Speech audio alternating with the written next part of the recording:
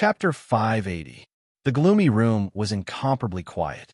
These figures hidden in the darkness were most likely all-important figures in the Federation. However, other than Vice President Byron, who was sitting at the head of the table, no one else could be seen clearly. Many years ago, this loose organization had already existed. At first, it was just a high-level association that focused on the exchange of academic knowledge. Later on, without anyone noticing, it secretly relaxed the standards for joining the association. It gradually began to have specific goals and became incomparably powerful. The association was incomparably powerful because every single one of its members was extremely powerful. These members who could call the wind and summon the rain in different areas of the Federation possessed intelligence and abilities that ordinary people could not imagine. Just like the wind, clouds, thunder, and lightning at the top of the dome of heaven, once gathered together, they would release extremely terrifying energy. Only this group of people dared to weave such a conspiracy with no expression on their faces. Only this group of people dared to borrow the power of the Empire to murder a Federation commander. In an entire plan, they had made meticulous arrangements for all possible contingencies. They had even noticed the problem of Su Li's sequence authority changing. However, everyone, including Cui Zedong, had still underestimated the severity of this problem. As a result, they had paid a disastrous price. Cui Zedong was the future director of the Bureau of Proclamation and the most important member of the association. Now that he was under investigation, in order to protect him, someone in the association had to sacrifice themselves without hesitation. A day later, a clear gunshot rang out from a certain room on the top floor of the Federation's Department of Defense building. A few years ago, in an adjacent room, a clear gunshot had also rang out. That day, the former Deputy Minister of the Department of Defense, Yang Jingsong, had committed suicide in anger because of the assassination at the Linhai State Gymnasium. He had left behind an angry will. The one who had committed suicide today was the director of the Department of Defense's Office No. 1, who was also the personal secretary of Minister Zhou Yingxing, Lieutenant Colonel Jiao. Secretary Jiao had also left behind a will. Minister of Defense Zhou Yingxing looked at Secretary Jiao, who had collapsed in a pool of blood. He slowly took off his glasses, lowered his head, and pinched the space between his eyebrows. He then handed the will in his hand to the officer beside him. In his last words, Secretary Jiao admitted that he had used the electronic code in the minister's office without permission and forged a secret military intelligence plan. He requested the Bureau of Proclamation to cooperate and temporarily stopped the investigation of the seed of the Empire. As for why he had done so, there was no answer in his last words. At this point, the investigation of the attack on the ancient Bell ship had finally made a breakthrough, but it was also put to an end by the cold death of this person.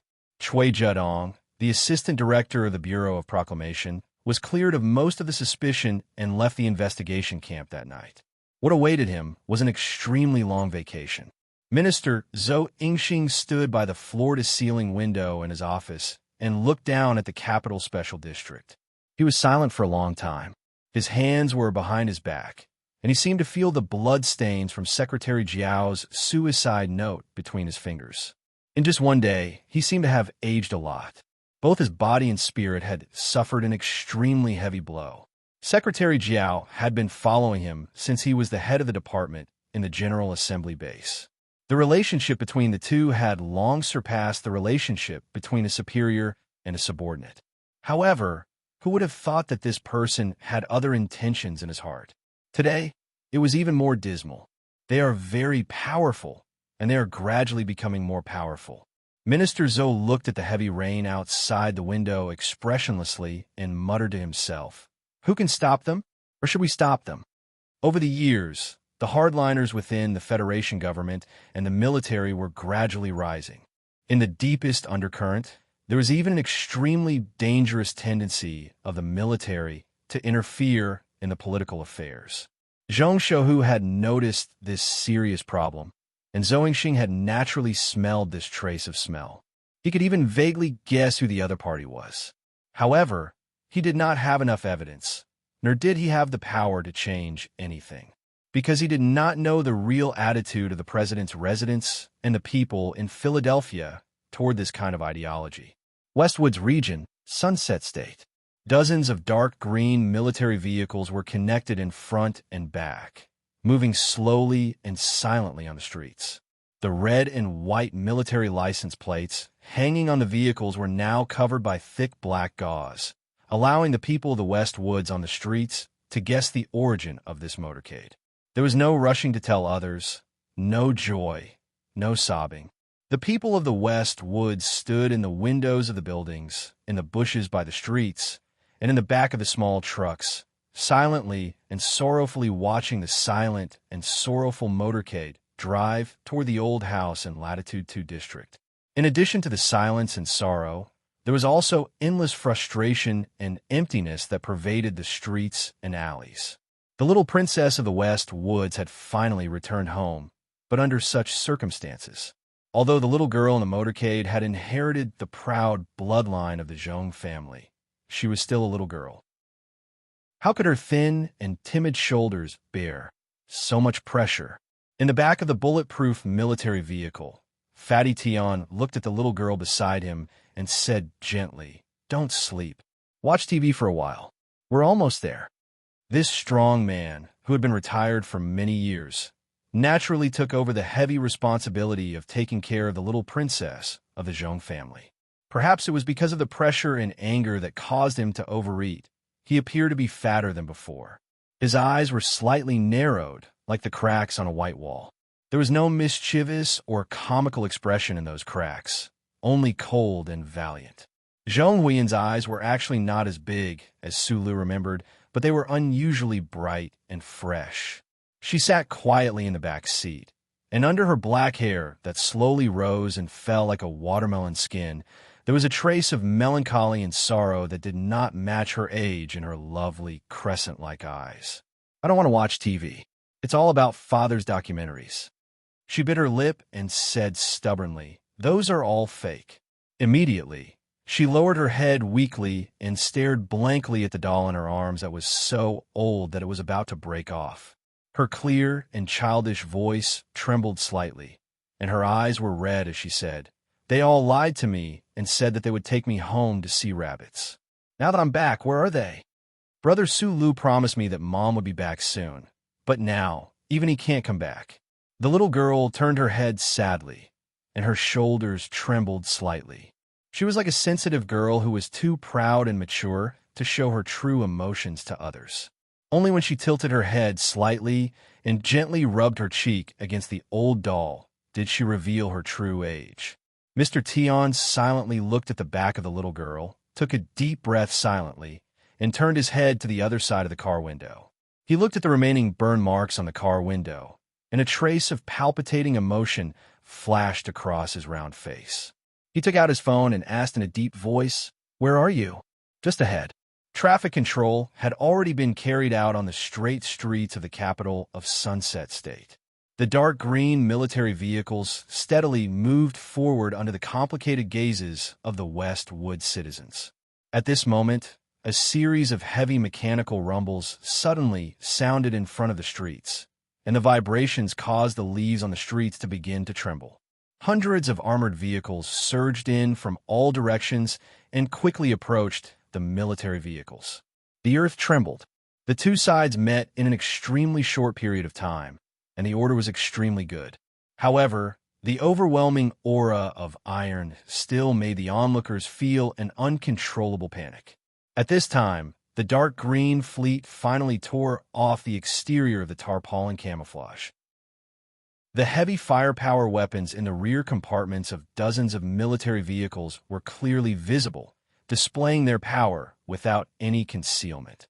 The thick, cold, black metal pipes were vigilantly aimed at the sky, the ground, and every corner of the streets. The heavily guarded fleet moved forward 3 kilometers, and another 70 or so black MX mechas of the latest model joined the fleet with a roar. Forward, forward, forward. The silent and valiant army escorted the little girl in the center of the fleet as they moved forward toward the old mansion in Way 2 District. At the same time, the two reorganized machinists stationed in the southwest military camp of the capital of Sunset State had already left their station. They silently, brazenly, and murderously entered the city. Tens of thousands of fully armed soldiers, thousands of various war vehicles, and hundreds of heavy alloy mechas became an irresistible iron stream, paralyzing the entire city's traffic and daily operations. Immediately after, the reorganized machinist master announced on behalf of a certain party that from that day onward, the capital of Sunset State, within a radius of 80 kilometers around the old mansion in Way 2 district, would become a military control zone. No entry without permission. The phone call from a Westwoods office of the Department of Defense and the Westwoods Military Staff Department kept ringing, but the two machinists did not respond at all. Finally, these calls directly reached the dark green fleet that was slowly returning home. On the phone, the angry general sternly questioned Stick Tion what he was going to do. You know why? Stick Tion glanced at the little girl beside him, the fat on his lower jaw trembling slightly, and said, "This is for the safety of the little girl. If you don't dare to come and disarm, then pretend you didn't see this scene. I know, His Excellency the President will be here soon. I left half the city for you to prepare for the ceremony. Is there any other problem?" There was silence on the other end of the phone. No matter how angry the general was, after hearing this incomparably valiant announcement, he still could only remain silent. Because the one who said this was Fatty Tion. Even though this Fatty Tion had long retired from the army, even though he was only a colonel when he retired, he could still command the military strength of 3 divisions with just one phone call. No one in the West Woods dared to doubt this. After Stick Tion hung up the phone, he shook his head. He was not used to being arrogant, and letting 3 machinists ignore the military order of the Federation and enter the city in large numbers had long exceeded the meaning of arrogance on the surface. But he had to do this. Only in this way could those who had bad intentions be more honest. The commander was dead, so the little girl could return to the Westwoods. This was very sad and very infuriating. But what was even more sad and infuriating was that on the way home, in the space station at the border of the region, they actually encountered an accident that was definitely not an accident. If the Special Task Force staff sent by the president had not gotten the relevant information, things might have been a little troublesome. He glanced at Zhong Huiyan, somewhat clumsily picked up the school bag beside her, and said, "Do you still have to do homework today?" Zhong Huiyan turned her head, and there was no expression on her young face. She nodded and said, "Yes, I have to study harder in the future because I have to take care of myself." Chapter 581. Stop. In a quiet and noble manner on the outskirts of the capital of the West Woods Sunset State, a cold shout rang out. On both sides of the road, under the cover of the trees, black gun barrels poked out and aimed at a few soldiers who were walking quickly along the road. In the face of the tight defense and deadly weapons, the soldiers did not stop at all. Even the determined expression on their faces did not change. They followed the burly figure at the front and approached the building. The few of them were not imposing, but they were as firm as a mountain. Li Feng's footsteps were firm. His military boots were shiny, and his military uniform was neat. There was no expression on his face, but there was a sense of ruthlessness between his eyebrows that made people's hearts palpitate. Hundreds of fully armed personnel rushed out from under the building hidden among the green trees, blocking in front of him and his subordinates. The black barrels of the guns were closer, but Li Feng didn't even look at these people. He waved his right hand and forcefully pushed away the barrels of the guns. He walked in with loud strides. Inside the building, the Zhong family was holding an extremely important meeting. The elders of the family and the people with real power needed to determine the distribution of power after the unexpected death of the head of the family as soon as possible.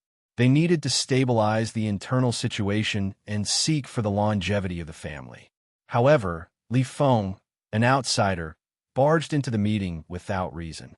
Under the disbelieving gazes of the well-dressed people, he walked directly to the deepest part of the room. An old man of the Zhong family who was presiding over the meeting slowly stood up and frowned.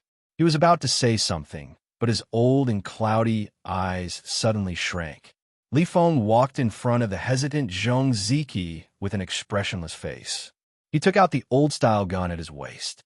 Without the slightest hesitation or a word, he directly pulled the trigger at Zhong Ziqi's thigh.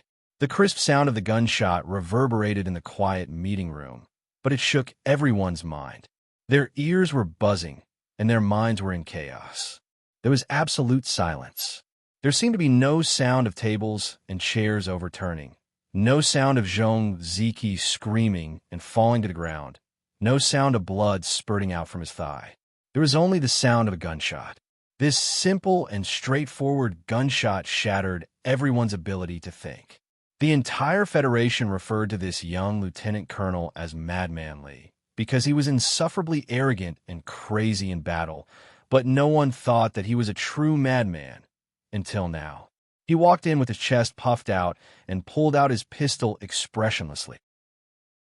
As if he was waving his hand to swat away a fly, he pulled the trigger without hesitation and shot the second young master, who was most likely to become the head of the West Woods Zhong family, to the ground.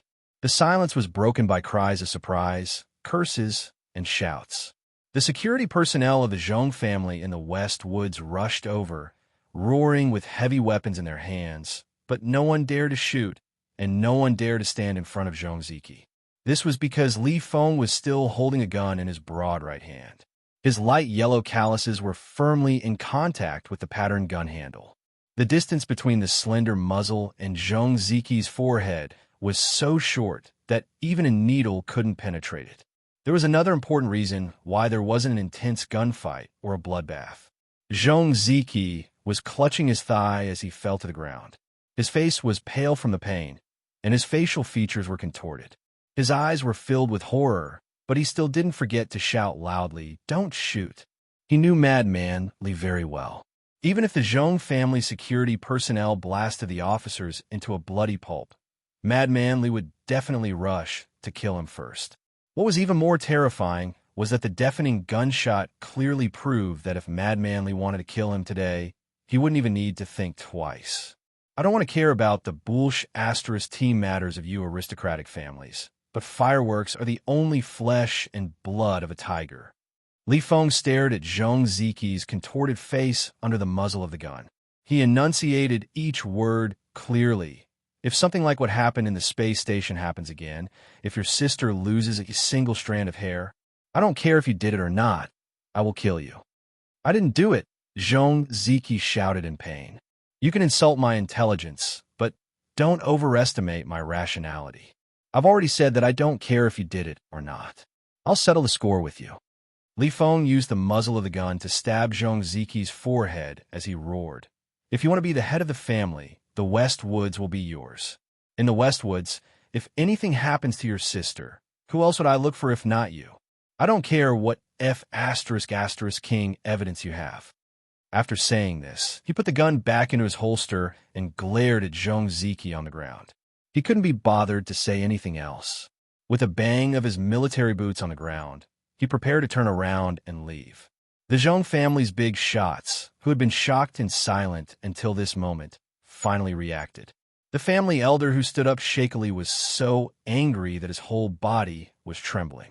He pointed at the back of Li Feng's head and scolded, "How dare you? Arrest this lunatic." The Zhong family's armed men approached again with nervous expressions. A few heavy firearms even directly stuck to Li Feng's gradually losing childishness. One of the guns with a metallic luster was directly pressed against Li Feng's forehead.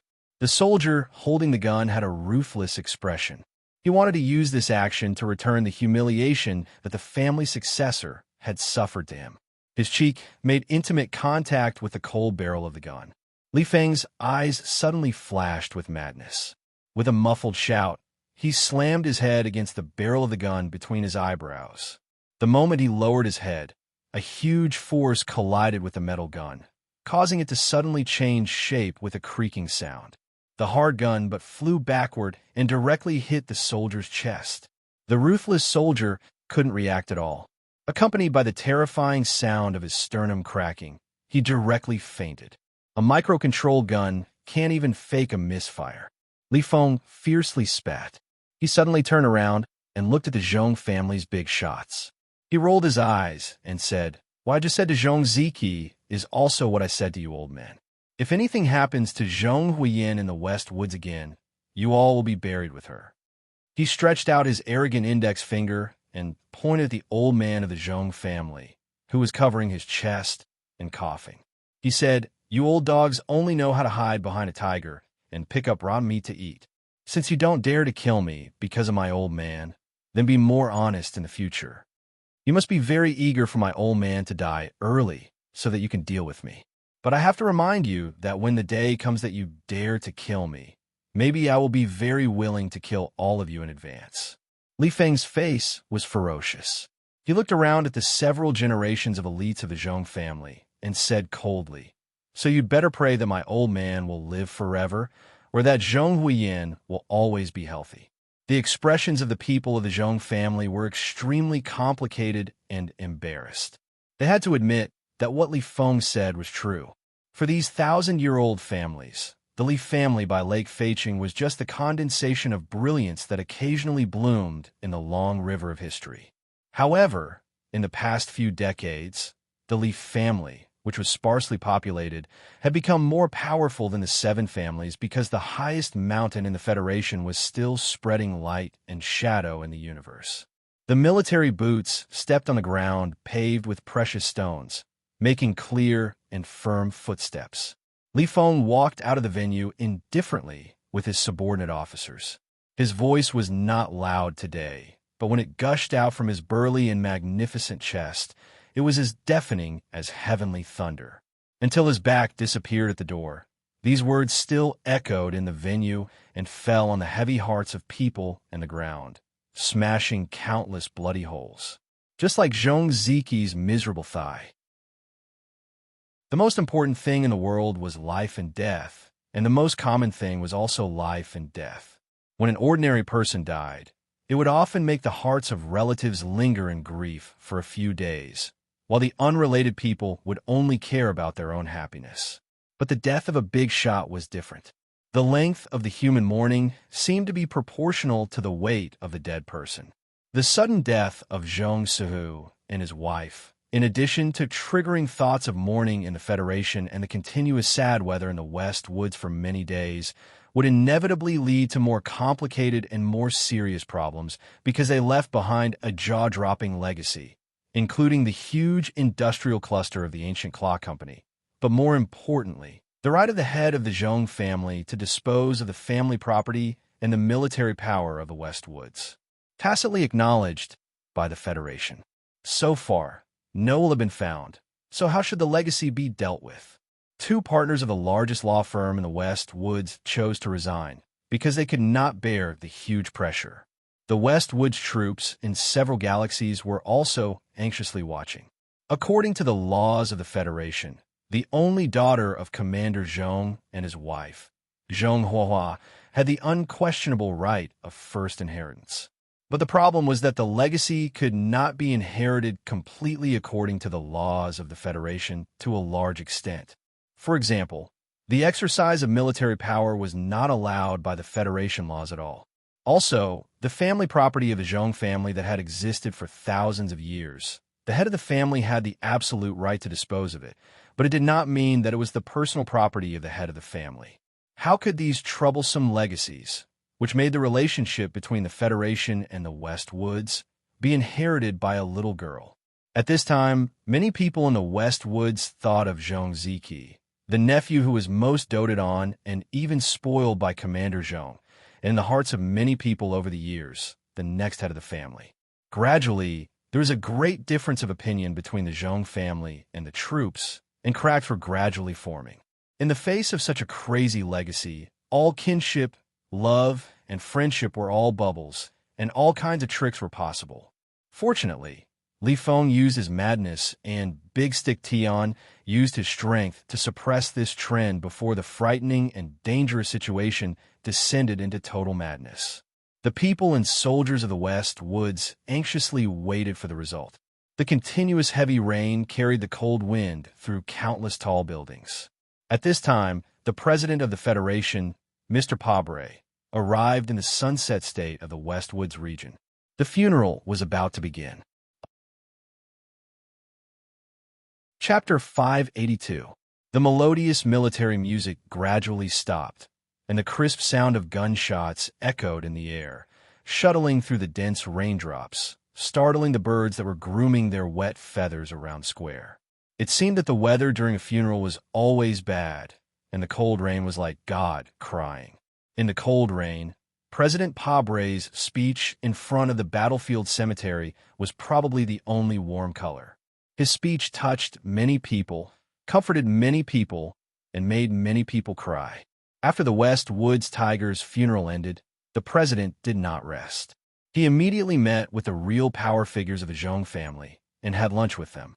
In the middle of the night, he summoned Big Stick Tion and a couple of young officers from Silin's military. The meeting lasted an entire 3 hours. The next day, 2 of the 3 divisions of mechanics that forced their way into the capital of Sunset State and announced that they were under military control retreated back to the military camp. The old house in Latitude 2 district finally opened its door again.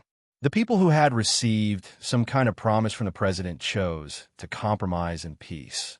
After President Pabre's tireless mediation, the situation in the West Woods that was about to explode finally eased. To ensure the stability of the West Woods, the Zhong family, whose people were unstable, had to be appeased. Some interests could be sacrificed, and some limits could be compromised. After all, those interests that were compromised never really belonged to the Federation government. The Federation would never give a clear suggestion on who would inherit the Zhong family's huge family business. They only showed a slight inclination in the dark. For a long time in the future, the fight for the Zhong family's property would become more complicated. It would definitely be brought to court, and it would be a grand and long-lasting battle. There would be an uproar, and there would be a lot of ugliness. However, as long as the military was not used and the matter was resolved in a relatively peaceful way, it would not affect the Federation's rare goods situation, and it would not affect the galactic war that was about to start. Then it would be fine. Compared to the ownership of the Guzhong Company and those industrial clusters, the real problem was the selection of the commander of the West Woods military region. The Zhong family had controlled the military power in the West Woods for thousands of years, and this was their biggest reliance and bottom line. Although the Zhong family, which was gradually splitting up, needed the support of the Federation government, they would not give up this bottom line. Perhaps he could seize this opportunity to change some things? The people of the West Woods would never agree to let Du Shaoqing serve in the West Woods military headquarters. So who should they send? President Pabre stood silently by the window, looking at the blue sky silver sand under his feet and the drizzling rain, thinking about his trip to the West Woods. The top floor of the Golden Star Hotel was silent, and the world outside was equally silent except for the sound of the rain. This planet far away from the capital ring finally had a moment of respite after that tragedy, but the most powerful man in the Federation still could not find a moment to relax. No matter what the situation is, a politician should remain absolutely calm. Only then can they ensure that they are not defeated by weakness and that their decisions are correct so that they can seek happiness and benefits for the majority of the people. I don't know if it's because of Commander Zhong's funeral. President Pabre said in a deep voice as he looked at the rain outside the glass curtain wall and the faint reflection of the shadows. A hand gently patted his left shoulder, and the president's wife comforted him. Sometimes there is no other way to make some compromises. President Pabre knew that his wife must have misunderstood that he was frustrated because he decided to support the other side of the Zhong family. He could not help but smile bitterly, gently patted the warm hand on his shoulder, and whispered to himself in a low voice, "Sometimes the sacrifices we are forced to make may be far more serious than compromises." The president's wife looked at his back worriedly and found that her husband seemed to be in a bad mood, so she quickly changed the topic and said quickly, "My daughter called again yesterday. She is very concerned about Lieutenant Colonel Su Li's situation. How should I answer?" President Pabre thought of his daughter who was still troubled by depression, and thought of the young man whose fate was unknown. A trace of sadness flashed across his tanned face, and he said in a sincere tone, I can only pray for that guy's good luck. It was also raining in the capital special district of S1. Teacher Du Xiaoqing watched the live broadcast of the funeral with a somewhat complicated expression. After a long time of silence in the dark room, he walked to the bookshelf, took down the violin case, and began to play the violin. The refreshing violin melody became somewhat different in the hands that were no longer stable and were slightly trembling. The notes that were flowing, struggling, and colliding in the space gathered together and then separated resolutely, revealing a faint sadness, deep panic, and speechless confusion. The emotions were extremely complicated. The melody stopped without warning. Du Xiaoqing stared blankly at the green leaves outside the window that were being tormented by the heavy rain. His usual straight posture seemed to be somewhat stooped. His military posture, which had never had anything wrong with it, seemed to be somewhat gloomy. He suddenly roared and smashed the expensive violin hard on the window lattice, smashing the glass into pieces and splashing everywhere like rain. That night, Du Xiaoqing hastily wrote a report of the preliminary investigation results, and at the same time attached his resignation letter to the office of the president's residence, suggesting that the Parliament Hill continue to investigate the attack of the ancient bell. In the early morning of the next day, he returned to S3 with several orderlies to prepare for the war with the Empire. As long as the situation in the West Woods was stabilized, the federal forces would launch a large-scale attack on the Empire. After the Empire shamelessly attacked the ancient bell, no force or faction in the Federation dared to stop the determination of the president and the military. Otherwise, the anger of the people would directly burn them to ashes. Before boarding the warship, Du Xiaoqing suddenly turned around, took off his sunglasses, and revealed his cold and proud face. He looked at the capital special district in the morning rain with a complicated expression and suddenly asked, "Is there any news from Sulu?" Reporting to the commander, "There is no news." Du Xiaoqing put on his sunglasses again and remained silent. From the time he put on this pair of sunglasses, he was no longer so obsessed with the starry sky above his head and some things deep in his heart. Once he started to compromise, he might be forced to continue to compromise. It was this cognition that made him think of Sulu, the young man who made him very unhappy. Now that the hardest stone in the Federation had died, it seemed to be a pity. Somewhere far away from the ordinary people's living area in the Federation, there was a secluded manor deep in the mountains and blue lakes. This manor belonged to the Nan Xiang family, the most low-key of the 7 families. However, looking at the manor's vast area and luxurious furnishings, how could it be considered low-key? I heard that someone from the government said that the official residence is very happy to see Zhong Ziki inherit the position of the head of the Zhong family. Nan Xiangmei clenched her fists, opened her bright eyes, and looked at her mother in shock. Her beautiful cheeks were stained with a few strands of black hair that were wet from the rain. In order to pacify the situation in the West Woods as soon as possible, Mr. President made such a hint in advance. After all, the little girl of the Zhong family is too young, and she has been living in the Xixia state, and Zhong Ziki has the support of most of the Zhong family members. Mrs. Nan looked at her daughter with a smile. She knew very well why her daughter, who insisted on living an ordinary life since childhood, suddenly came home today and raised doubts about the situation in the Federation. This was naturally because the young man had an extremely close relationship with the little princess of the Zhong family. But Zhong Huiyin is the legal heir. Nan Xiangmei shook her head in disbelief. Everyone in the West Woods knows that Commander Zhong dotes on Zhong Ziki very much. Many people see that young man as the future head of the Zhong family. In fact, in our view, that tiger seems to have some kind of intention. He wants the heir of the Zhong family to have to die in S1. In this case, the government's choice of Zhong Ziki may be in line with the tiger's last wish.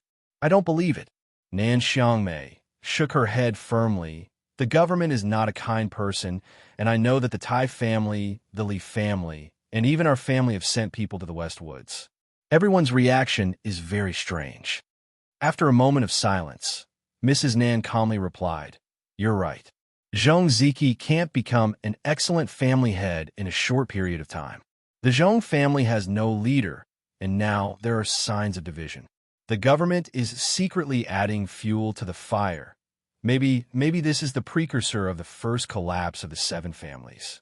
In this case, the 6 families must be the first to enter the West Woods to seek benefits. If the Zhong family is destroyed, what good will it do to the other families? Nan Xiangmei asked sadly. The relationship between lips and teeth, don't the elders of the family know better than I do? The Zhong family has always been on the edge of the 7 family system. They have no marriage alliance with us, and there are no deep interests entanglement. More importantly, if the Zhong family is really going to decline, we can't just sit back and watch the government absorb the energy released when the Zhong family scatters like a black hole. Nan Xiangmei frowned, looked at her mother, and said sadly, I heard that you and Mrs. Zhong were very good friends. Can't you do something for her daughter? You don't understand. Everything is for the sake of interests, for survival.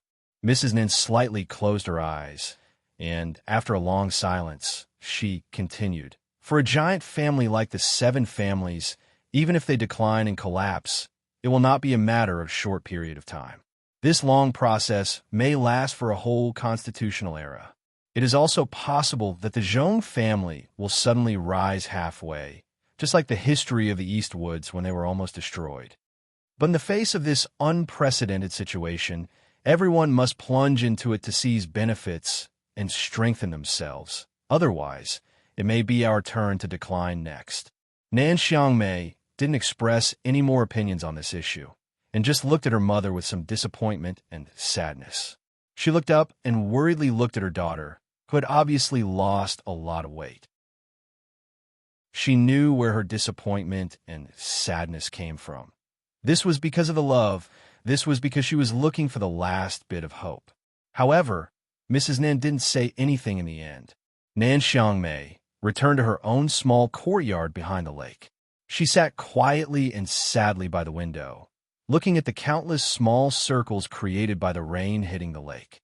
She thought of the similar circles she saw on the pond in the forest garden that day. These days, it seemed that the entire Federation and the land of countless planets was raining, and the pattern made people feel depressed and gloomy. Nan Xiangmei glanced at the phone in her hand and dialed a string of numbers with trembling fingertips. After getting this phone number from Li Xiaodong, she hadn't dialed it even once.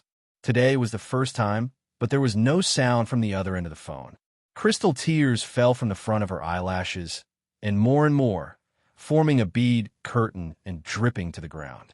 She reached out to wipe them, but more tears poured out from her fingers. Chapter 583.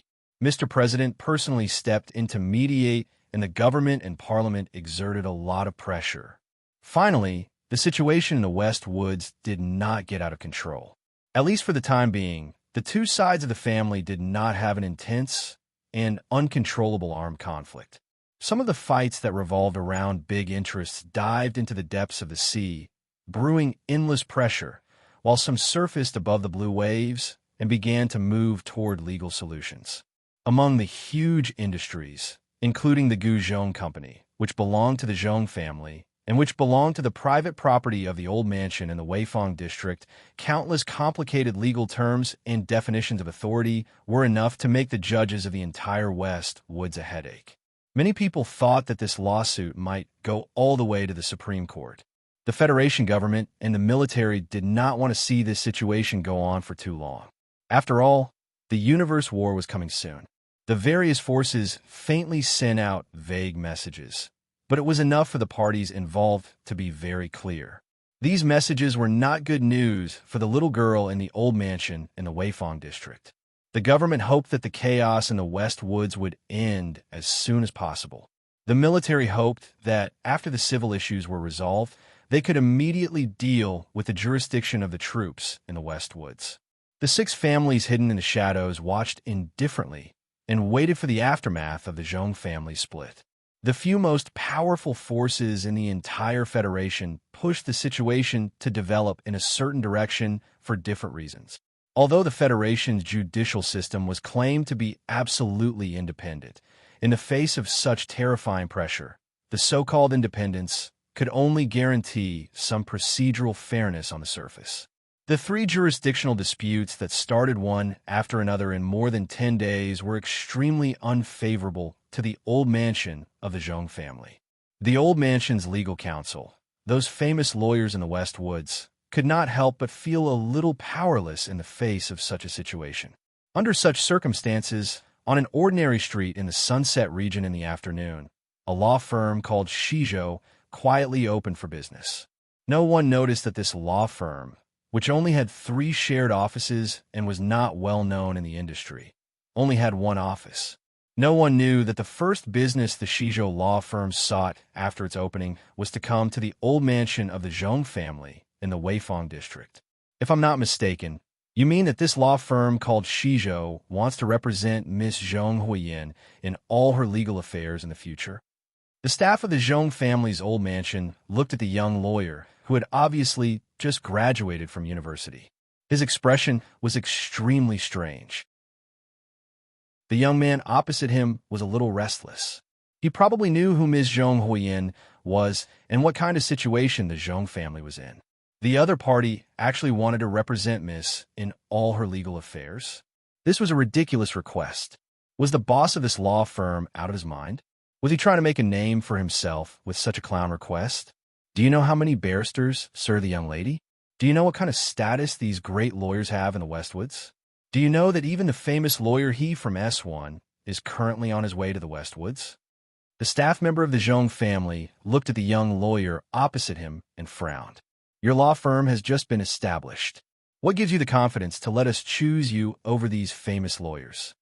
The young lawyer rubbed his hands nervously and explained in a trembling voice, I know. It seems to be impossible to explain. It's just that the partner of the law firm asked us to get this business. He suddenly thought of something and hurriedly took out a plant fiber business card from the inside of his clothes. He respectfully handed it over and said, We are a small law firm. The boss has no intention of recruiting partners for the time being. The staff member of the Zhong family took the expensive business card and looked at the name on it. He frowned slightly and turned to leave. In less than a minute, the staff member hurriedly came back and looked at the young lawyer in disbelief. He said, Colonel Tian said that he hopes to meet with the boss of your law firm as soon as possible. As for the matter you just mentioned, from today onwards, all the legal affairs of the old mansion will be handed over to the Shizhou law firm. Tai Yuan stood in the narrow office of the law firm and looked at the traffic outside the window. There was a smile on his thin and slightly pale face. A month ago, he came to the West Woods and quietly watched the tragedies, comedies, and clowns, but he didn't make a sound. According to the life plan that his mother had suggested and the self-awareness that he had cultivated since he was very young, he should have stayed in the army at this time to seek military exploits in the war against the Imperium in the future. Then, he should have joined the grassroots to accumulate experience and finally officially entered the political world. He should have chosen an important and symbolic state and become a member of that state. He should not have opened a small law firm in the quiet civilian district of the Sunset State, as he was now. He didn't give up the first step of his life plan, to become the youngest president of the Federation in history. He just went against his mother's wishes and chose another path that might be more difficult to take. He admitted that he was indeed influenced by the life experience of the president to become a successful lawyer and then enter the political world. In order to become a successful lawyer, one would need to fight a significant lawsuit. Throughout the entire Federation, was there any lawsuit that was more important than the lawsuit of the Zhong family in the past few decades? Winning or losing this case didn't depend on the case. The sudden appearance of the Shizhou law firm was undoubtedly a strong warning to the Federation government, to the other forces of the Zhong family, and to the other families, because it seemed to represent the attitude of Macho Back Mountain. In fact, this was the first time that Tai Yuan was independent of Macho Back Mountain and made his voice heard to the entire Federation. He completely went against the decision of his mother. Tai Yuan looked out of the window and smiled but didn't say anything. Perhaps no one in the universe could defeat his mother, but he wasn't worried about anything. He was the only son in the family for 7 generations. His mother couldn't watch him waste his life out of anger. In this battle between mother and son, the son would always win. Of course, in order to gain the understanding of his mother and the full support of his family, he also made a great compromise. The date of the engagement was finally set for the autumn of the year after next year. He was still the clear-headed, calm, and naturally proud prince, but he suddenly changed his life plan and made such an important decision. Even he himself didn't know if it was some kind of inexplicable sense of responsibility that emerged from the depths of his heart, some kind of desire to complete what he wanted to do for his dead friend, or just he wanted to experience the feeling of living like that guy. Tai Yuan looked up at the sky and sighed softly. He said softly in his heart, "You finally became a damned hero. But do you know how many people in the Federation are mocking your stupidity, your vain individualism, and even angrily accusing you of taking revenge for no reason? I really don't understand why these people are angry. Have they never found out that you're mentally ill?" Tai Yuan coughed softly, took out a bottle of medicine, and swallowed it. He didn't drink water, and then he held his chest and breathed rapidly for a moment. He finally calmed down, and his cheeks gradually became rosy. In fact, all these years, he hadn't been very close to that guy. The fake gentleness and indifference nurtured by the family since childhood, the natural aura nurtured by the glory of the royal family, and that guy's stubborn and sharp personality were somewhat conflicting. Even if they didn't see each other, they wouldn't miss each other. When they occasionally met, peace would slowly spread like a small stream. But once they never met again, when he thought about how his only friend in this life was gone, he would always feel sad, but he thought that was all. "I want to eat scallion pancakes today." Tai Yuan turned around and said to Butler Jean, who was standing respectfully at the door of the office. Then he subconsciously paused and smiled inexplicably. Plain porridge and scallion pancakes, the battle in the library, seemed to be something from many years ago. Recently, the Federation's news channel broadcasted the footage of the Bureau of Proclamation's heroic and valiant revenge on the Empire. The value of the Federation's war heroes should be maximized even after death. The funerals of Commander Zhong and his wife were held, as were the funerals of the soldiers who died on the Ancient Bell. However, Su Li's funeral was not mentioned due to the strong opposition of some people. The tentacles of the glory of the charter that passed through the space channel could no longer find Su Li's chip pulse, and determined that this person was dead. However, many people in the Federation were still waiting hopelessly for some kind of miracle to happen. But if miracles happened too many times, it couldn't be called a miracle. Different seasons passed on different planets, but there was still no news from the other side. In order to prepare for the grand space war that was about to begin, the Federation was making careful and intense preparations.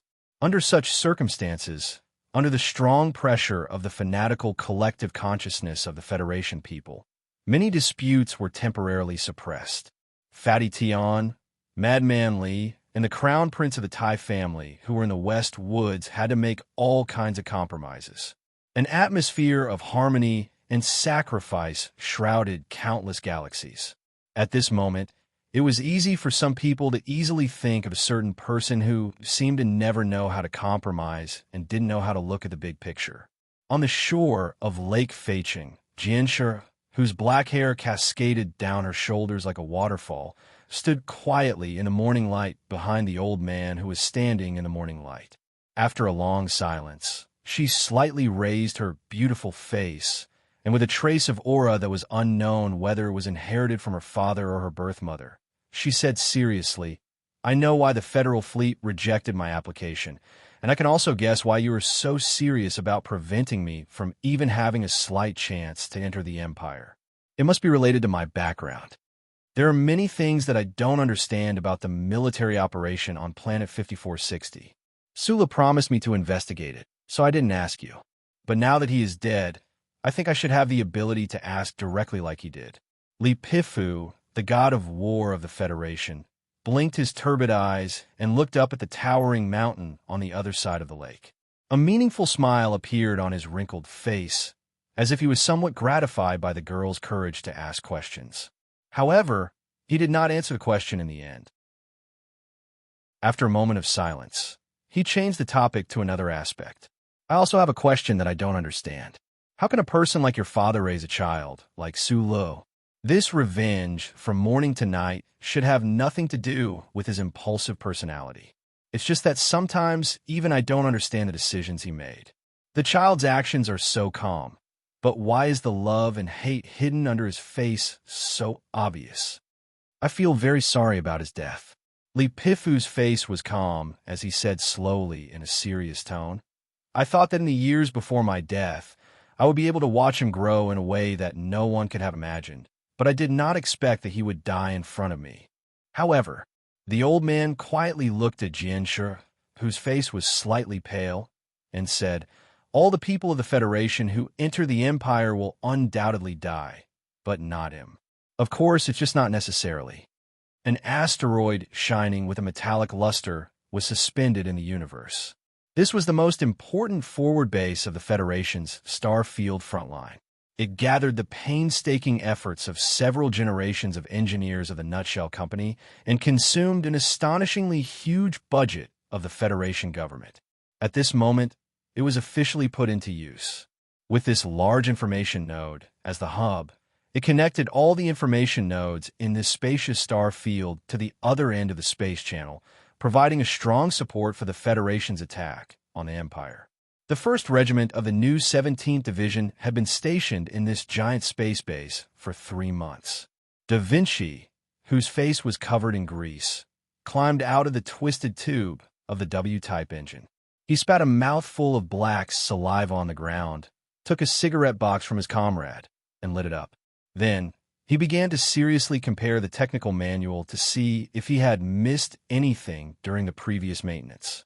Ever since that day, when they were trapped in the escape capsule and helplessly watched the 3-winged spaceship leave, the members of Group 7 had become much quieter than before. Even though they were now disbanded and returned to their respective combat units, they were still silent, but they trained even more seriously. Although the men on the battlefield had long been used to parting with life and death, this time felt a little different. Although that guy did not speak much and was even somewhat inconspicuous, it was still a little strange to not have such a leader who would charge at the front and retreat at the back. Da Vinci suddenly saw Bai Yulan's figure from the corner of his eyes. He immediately stood up and gave a standard military salute, then respectfully took out a cigarette and handed it over. Bai Yulan shook his head, and the black hair in front of his forehead suddenly swayed. His voice was a little cold. "I quit smoking." For this outstanding military assassin, quitting smoking and relapsing had a kind of self-hypnotizing symbolic meaning. Since that guy had died irresponsibly, the number 37 brand cigarettes seemed to have become tasteless. Bai Yulan did not turn his head as he spoke. His left foot habitually retracted back as usual, and his head was slightly lowered. Under the cover of his black hair, his eyes were as sharp as knives as he stared at a certain spot. Over there, Shang Xiu was leading the staff of the Nutshell Engineering Department to carry out a complicated data calculation. This beautiful, genius female engineer did not seem to have changed much from before. Her expression was calm, but her cheeks were a little thinner, which made her look even more delicate. These days, Shang Xiu was working nonstop. Other than that, there was nothing else. Under the long stone steps of Parliament Hill, the vice-chairman of the Green Dragon Mountain Committee, who had just finished a press conference and expressed his full support for the government's invasion of the Empire, hurriedly left under the protection of the Special Task Force agents of the Federation. Zhang Xiaoming, who was preparing to leave, was heavily surrounded by reporters.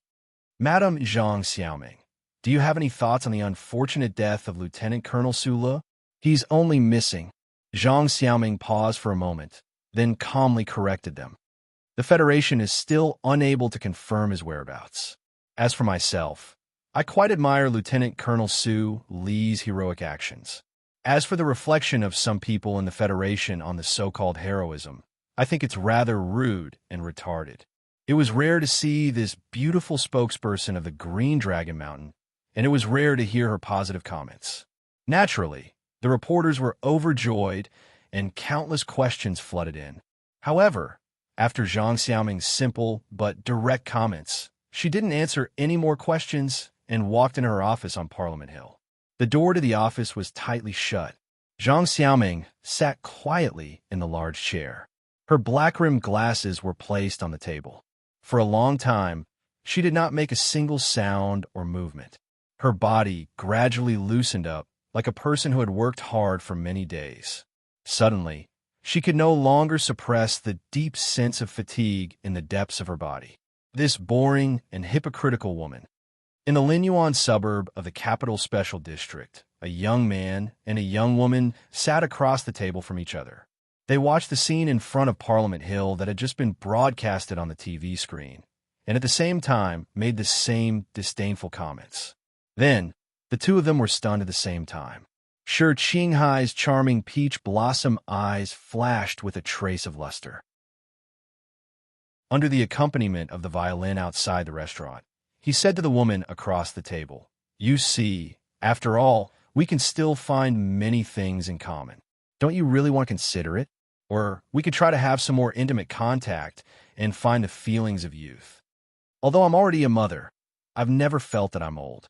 Zoe looked at him coldly and said, "What disgusts me is that you're still in a mood to chase a woman when we don't know whether that guy is dead or alive. Is the friendship between you men as disgusting as the friendship between those rich young ladies?" After saying this, she lowered her head and earnestly fed the delicate food into the little boy's mouth. Today, Zoe wore a red, loose flowing cloud dress. The smooth skin of her back revealed a large part of her beauty. As usual, there was a bright red flower in her hair, but it didn't look tacky at all.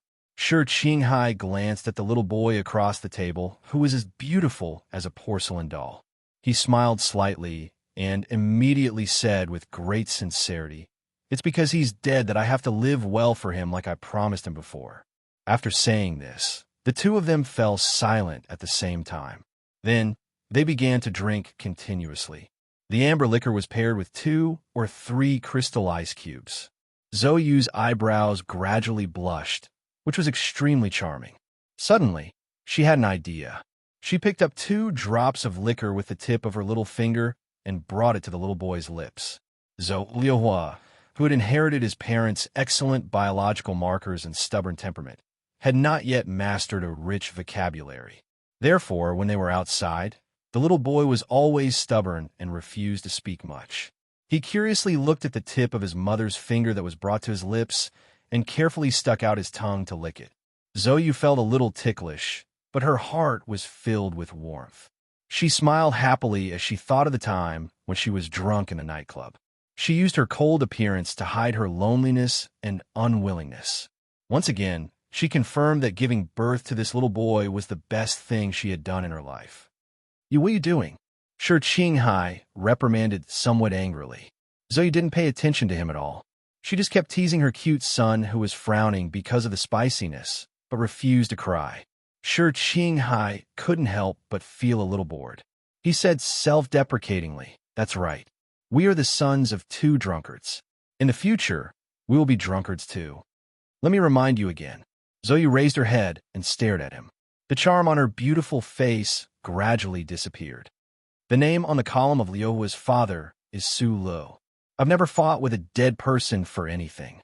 Shi Qinghai spread out his hands. Suddenly, he said in a low voice, "But if this guy is still alive, fighting with him might be fun." The two of them fell silent again. Shi Qinghai thought for a long time and finally said, "I am a professional skeptic. From the beginning of the Macklin Project until now, when the ancient bell was attacked, I feel that there's still a big problem. Brother Jiao, Secretary Jiao's suicide is indeed very suspicious. You better check the files. I will provide you with what I can." Zoe didn't hesitate and replied, "But I believe that my father has nothing to do with this matter. And I have to remind you that the Bureau of Proclamation has already stopped the investigation. This matter may be more complicated than you think. We have to check eventually. It's just that in the past, there were 2 of us. Now that that guy is dead, I'm the only one left. But I believe that if he could still speak, he would definitely shout, "Continue the investigation. Continue the investigation." Mr. Sure smiled and said, "That would really make him look like an idiot. But we can't let that idiot die in vain, right?" After hearing the word die so many times, Zoe finally couldn't suppress her depressed mood anymore. She put down the wine glass and stared into Shi Qinghai's eyes. With her unique charm, she said, "He won't die even if you die 800 times. Maybe you know him better than I do." Shi Qinghai stood up and was ready to leave. He smiled and said, "You are right. That guy is either fighting or preparing for a fight. How could he die so easily? Maybe he's starting a new journey somewhere else." Of course, Zoe raised her beautiful face and said proudly. Chapter 584. In the boundless and vast universe. It was hard to find a word to describe the stars that shone eternally in the farthest reaches of the universe. There was a nebula that had just condensed and extended its first spiral arm. There was an ancient galaxy of unknown age hanging like a silver belt. The deep red and white coldness looked at each other from countless light years away in the dark background. The coldness and indifference of each other made all the onlookers feel that they were small and insignificant, giving birth to a sense of awe that made their bodies tremble. The staff on the red rose were already somewhat numb to the scenery outside the transparent dome. After years of working on various spaceships and the long and boring journey, they did not have the extra interest and energy to look at the starry sky outside the transparent dome. No matter how beautiful something was, it could not withstand the wear and tear of time and immutability. When they first met the girl who was like their first love, she was so beautiful that it was soul-stirring. After looking at her for a long time, she gradually became as boring as an old wife. In comparison, the interior of this extremely luxurious spaceship was still able to shock the people who had just joined the team after passing the review. Especially the blue artificial lake, it was even more unbelievable. The spaceships of the Empire had always been designed with the best performance and the least amount of materials. Before seeing this lake with their own eyes, who would have thought that a spaceship would be so extravagant and even crazy to accommodate an artificial lake? Faint starlight sprinkled down from the glass dome, accompanied by additional light inside the spaceship. It passed through the spacious and huge space and mixed with the metallic luster of the tall cabin walls. It fell on the surface of the water, illuminating the tens of millions of tons of seawater. It was so deep that the bottom could not be seen. The waves moved slowly, giving off the feeling of a vast ocean. The tens of millions of tons of seawater came from the most famous summer resort of the Gamma Coast in the southern hemisphere of Tianjin planet. It was said that there was the purest seawater in the entire empire there. At the edge of the artificial lake or sea inside the spaceship, the silver sand from Bansha Prefecture was laid. It was said that the sand grains there were the most well-proportioned and delicate, and the skin of the soles of human feet felt wonderful when stepping on it. On the artificial beach, there were hundreds of tropical plants swaying gently in the convective wind. There were hammocks between the trees, parasols made of large green leaves, and the faint sound of birds chirping could be heard. For such a beautiful scene to appear inside a spaceship in the silent universe, it was a bit shocking. This was the Red Rose, the top spaceship of the Emperor of the Empire. But no one knew why it appeared in the border star field far away from Tianjin planet. In the deepest part of the sea, where the pressure of tens of millions of tons of seawater was the most concentrated, it was deathly silent. Unlike the beautiful scenery above the water, the silence here was filled with a suffocating aura of death. On the layer of fine sand at the bottom of the water, there was a naked man struggling and twisting.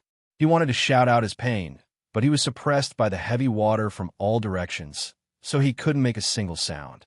The powerful muscles on his back twitched, showing how much strength he was using at this moment, but he couldn't get rid of the heavy metal piece tied to his ankle and the black clue above it. There was no air to breathe, no straw to hold on to. There was nothing here, only water. The deep blue, cold seawater that pierced the skin like needles. The seawater that was everywhere, The seawater that was originally gentle but gradually became as heavy as lead, emitting a fishy smell of death. There was also no sound.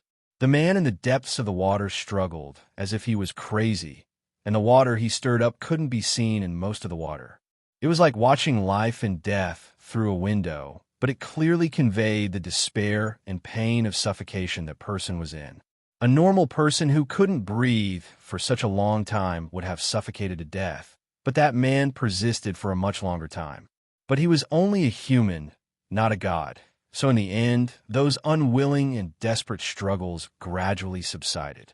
His legs that were tightly tied to the clue kicked powerlessly, and the soles of his feet glowed with a trace of a tragic white.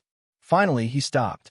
He was like a pitiful dead fish that flipped over and vainly tried to look at the sky with its belly facing the ground before it died. The faint sound of an engine rang out from the surface of the water. The black clue was quickly pulled upwards, pulling the heavy metal piece and the naked man, who was unknown whether he was alive or dead, away from the fine sand at the bottom of the water. Along with a few fine waves of sand, it moved towards the surface of the water. On the beach, on the other side of the giant lake, someone was currently fishing. With a light splash, a red koi fish was pulled out of the water by the thin line. It struggled with all its might to shake off its tail, but no matter what it did, it couldn't break free from the fatal hook. The naked man was pulled away from the surface of the lake by the black rope. Water flowed in reverse from his body, flowing along his wet black hair and pouring onto the surface of the lake. According to the calculations, the pressure at the bottom of the lake and the deep suffocation are already level 6 pain. Moreover, this type of pain and fear cannot be said to be tolerable at all. Why is this guy still smiling so happily? An expert from the Empire dressed in white overalls looked at the completely naked man on the workbench. He took out a towel and carelessly wiped this person's shoulders. He said in confusion, "Could it be that there really is a so-called near-death experience?" Before he died, he saw the scene he wanted to see the most. You have to wait until he wakes up before you can ask him. Another slightly older expert said with a smile, "I believe this hero of the Federation shouldn't mind sharing it with you. If he isn't willing, perhaps you can also enter the water and give it a try." Let's not. Thinking of the interrogation work in the past few days and the terrifying water torture in the large space, the expert couldn't help but shiver slightly. He picked up the nutrition needle beside him and inserted it into the body. The action of the expert of the Empire was very simple and rough, as if he was vaccinating a pig. The long and sharp needle pierced deeply into the body, but the man on the workbench who was covered in water didn't have any reaction. It seemed that he was in a deep coma. There were 2 flesh holes on his shoulders, inside of which were high-strength golden ropes. The wounds had already formed scabs, and they had peeled off after being soaked in cold water, revealing the tender flesh, which looked extremely horrifying. There were also dense scars on his skin after the torture. After experiencing hellish experiences, he probably wouldn't have much of a reaction to such a rough needle, even if he was awake, right? 500 milliliters of awakening injection. Yes. The expert in white started to mix the medicine, but his eyes fell on the left wrist of the man on the workbench. He said in confusion, "I'm still very interested in this bracelet. The material is very interesting. It's actually difficult to sample. When did the Federation develop such a high-strength metal? The problem is that it doesn't look like an alloy, and even X-rays can't penetrate it." The other expert shrugged and replied, "I'm more curious about what material this guy's body is made of. His physiological data is ridiculously strong. Is it true that the hero promoted by the Federation is really made of special materials? The interrogation has been going on for so many days, and we haven't gotten any useful information." After the 2 experts of the Empire sighed, they looked at each other and shook their heads at the same time. "We still lack professional equipment." The Red Rose was the personal spaceship of the Emperor of the Empire. Its space firepower and hull armor were naturally very strong, but it was not equipped with enough advanced detection equipment and torture tools. After all, no matter how perverted and cold-blooded the Emperor was, he would not be interested in enjoying the bloody scene on his own vacation spaceship. His Highness has ordered that if there is still no progress tomorrow, we will cut off his left arm first.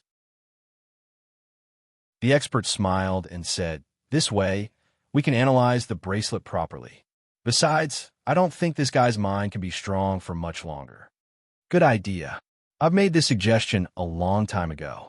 The other person shrugged and slapped the research subject on the workbench hard. His palm fell on the wet stomach of the man, making a crisp sound as if he was slapping a piece of fresh pork in the market. The breathing and heartbeat frequency collected by the physiological monitoring equipment started to sound the alarm. The man on the workbench woke up, but his eyes were still closed. Only his thick and straight eyebrows, after being soaked in the salty water for so long, were still as calm as a knife in its sheath. The question was unoriginal, and the silence was unoriginal. The buzzing of the machine sounded again. The black thread lifted the man on the workbench, and the heavy metal piece tied to his foot moved horizontally out of the glass partition and came to the surface of the lake.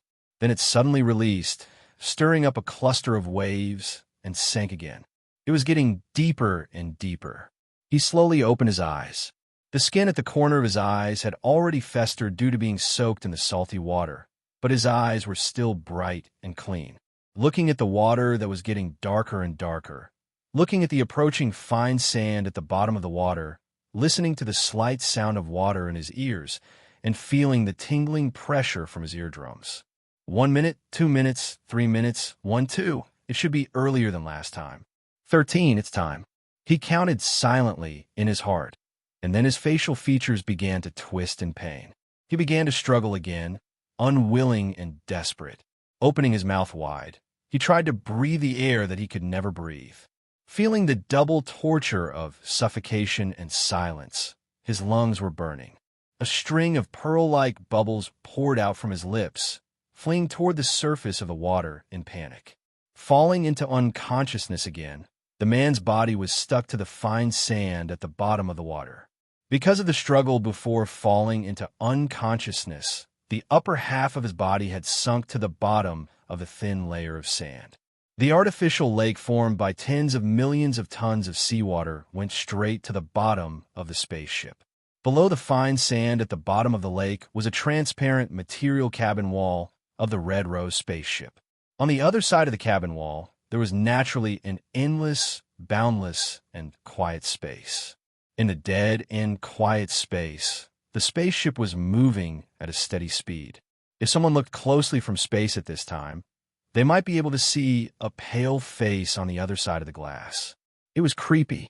At this time, the pale face suddenly opened his eyes. He slightly narrowed his eyes, greedily looking at the universe that was right in front of him, but could never be touched. Chapter 585. The first time he sank to the bottom, the second time he sank to the bottom, the third time. Su-Lu could no longer count how many times this process had been repeated. That day, when he was captured on the Empire's battleship, he was knocked unconscious. When he woke up, he was already on this strange spaceship. Before the difficult torture process, he had carefully observed his surroundings. He was shocked by the spacious interior of the spaceship and the unimaginable facilities. However, when the torture officially began, he no longer had the extra energy to look at these blue lakes, silver sand, and green trees that appeared in space. He was forced to devote all of his physical strength, spirit, and willpower to the process of resisting the water. He had known before that when any ordinary thing exceeded a certain limit in front of a creature, it would always cause a great impact on the creature's nerves.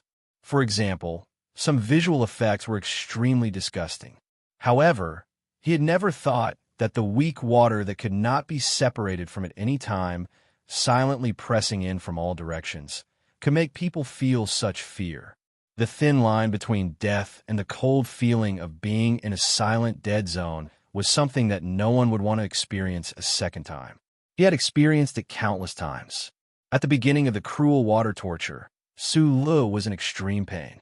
It was as if his lungs were about to explode, as if his skin was about to split open, as if his eyeballs were about to pop out, as if he was trying to breathe, but could only feel the salty water pouring in. When mixed together with the absolute silence of the environment, it was very terrifying. Just like in Master Schiller's plays, where the audience's spirits were lifted and they established the correct view of good and evil retribution, the potential of human beings was always unexpected.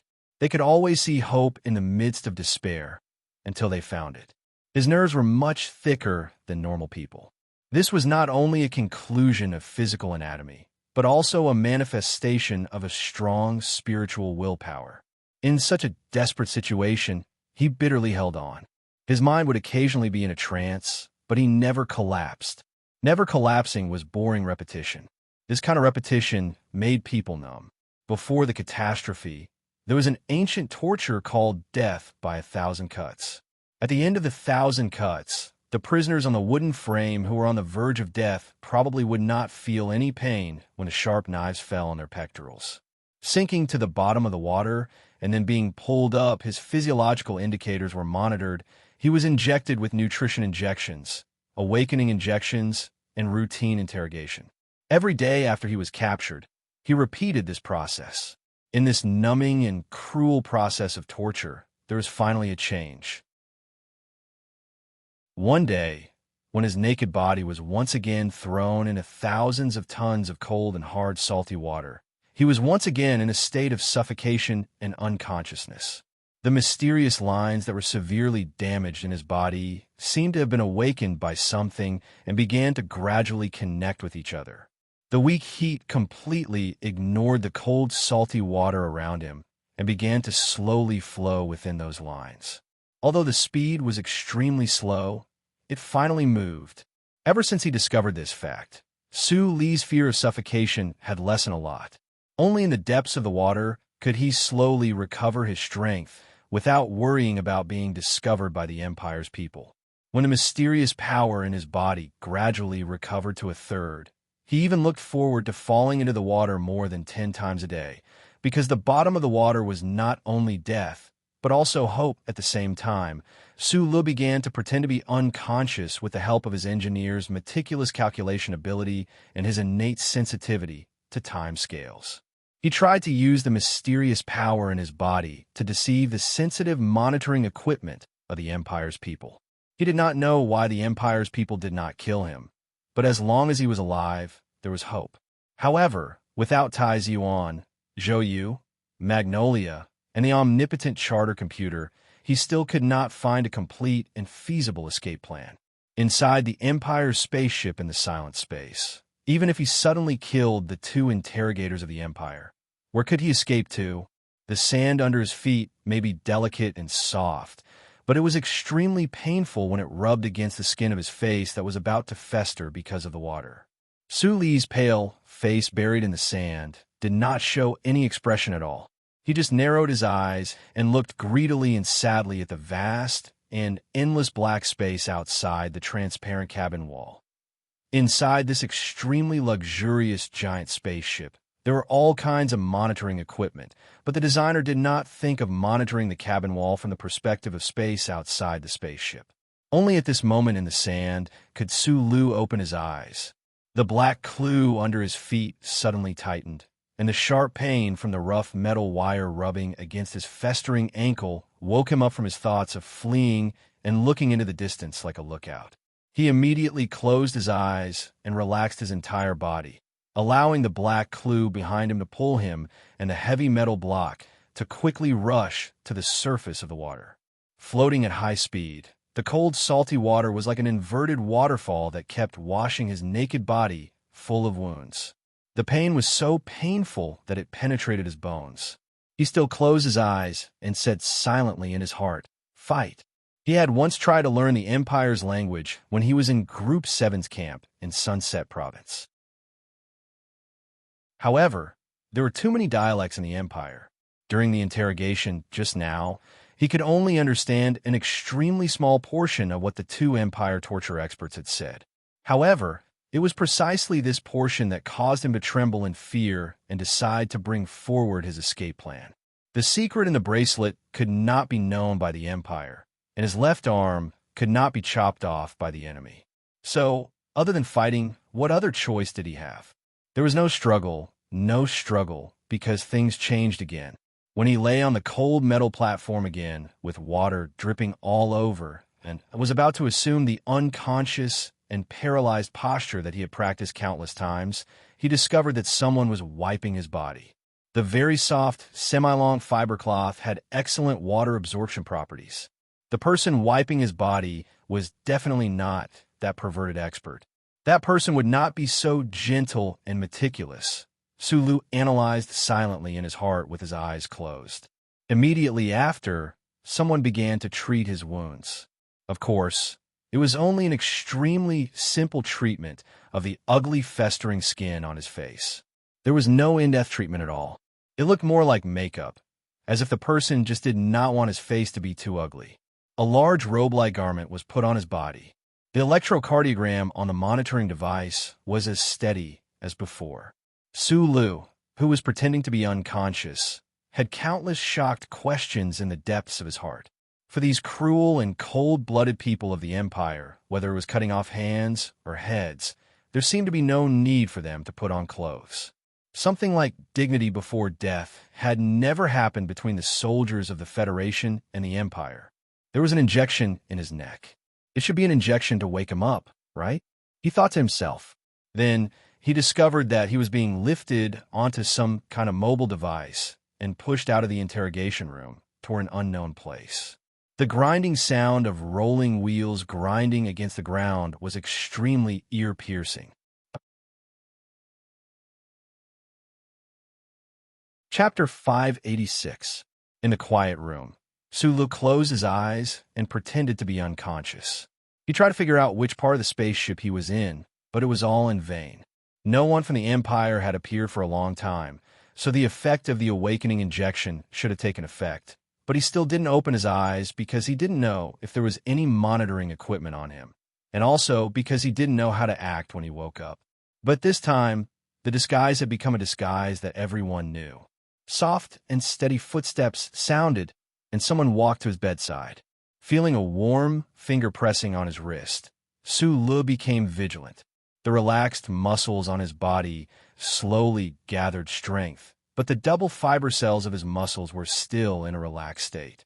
At this time, a strange power gushed out from the finger and rushed to his wrist along the skin that was in contact with the finger. No matter if it was the Federation or the Empire, if ordinary people were to face this moment, they would definitely be confused and feel a sense of mystery. How could the human body produce something like electricity? But Sulu was no stranger to this feeling. Many years ago, after practicing the 10 postures with the uncle, this similar power cycled back and forth in his body. It was just that the burning power in his body was gentle, and once it burst out, it was like a knife. But at this time, the power that was gushing out from the finger of the person beside his bed was violent and tyrannical to the extreme. After entering his wrist, it began to invade his surroundings. Su Li's willpower was extremely strong, and his ability to withstand pain was abnormally strong. But in the face of this power, he couldn't help but groan in pain. The power spat out by the finger on his wrist suddenly exploded. It was as if it had turned into countless scalding hot knives, wantonly cutting the mysterious power channels in his body. A kind of bloody feeling in his mind, a kind of unbearable feeling of the tender flesh inside his body being torn apart, made the hair on his arm stand on end. If this power was allowed to invade and cut, perhaps the mysterious lines that he had been practicing for many years, but didn't know the reason why, would break inch by inch in the next moment. Sulu didn't have much knowledge in this area, but that kind of hair-raising sense of crisis made him subconsciously urge the muscles beside his vertebrae to twitch abruptly. A scorching power suddenly burst out and passed through his body at high speed, along his arm all the way to his wrist, colliding with the power of the finger that had pierced into his body. The scorching torrent that had been accumulating for many days was only a trickle when it started from the back of his waist. However, when it reached his arm, it was already a vast river. When it reached his wrist, his power had turned into a giant beast formed from the icy, cold seawater. It roared, and bit down fiercely. The room was still quiet, but there was a gust of wind. The bedsheets were swept up with a whistling sound and shattered into pieces. However, on the extremely small area of skin between the finger and the wrist, a scorched black color suddenly appeared, as if a tiny star was being reborn there. That terrifying finger was bounced a few centimeters away from the power of the collision. The owner of the finger let out a light hum, revealing a hint of surprise that he had long expected to suddenly encounter this situation. However, that finger pressed down even faster. The wrist, the middle of the forearm, the elbow, the upper arm, the armpit, the chin, and all the way to the head. Every finger strike was as soft and fast as the wind, unpredictable and as fierce as the ancient spear, unstoppable.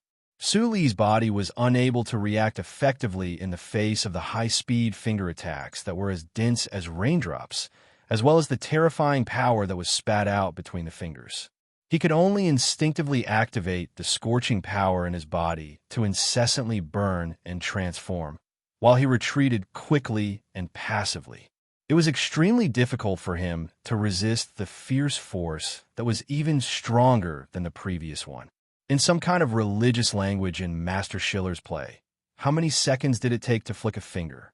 And in this extremely short fraction of a second, how many times did the person beside the bed flick his finger?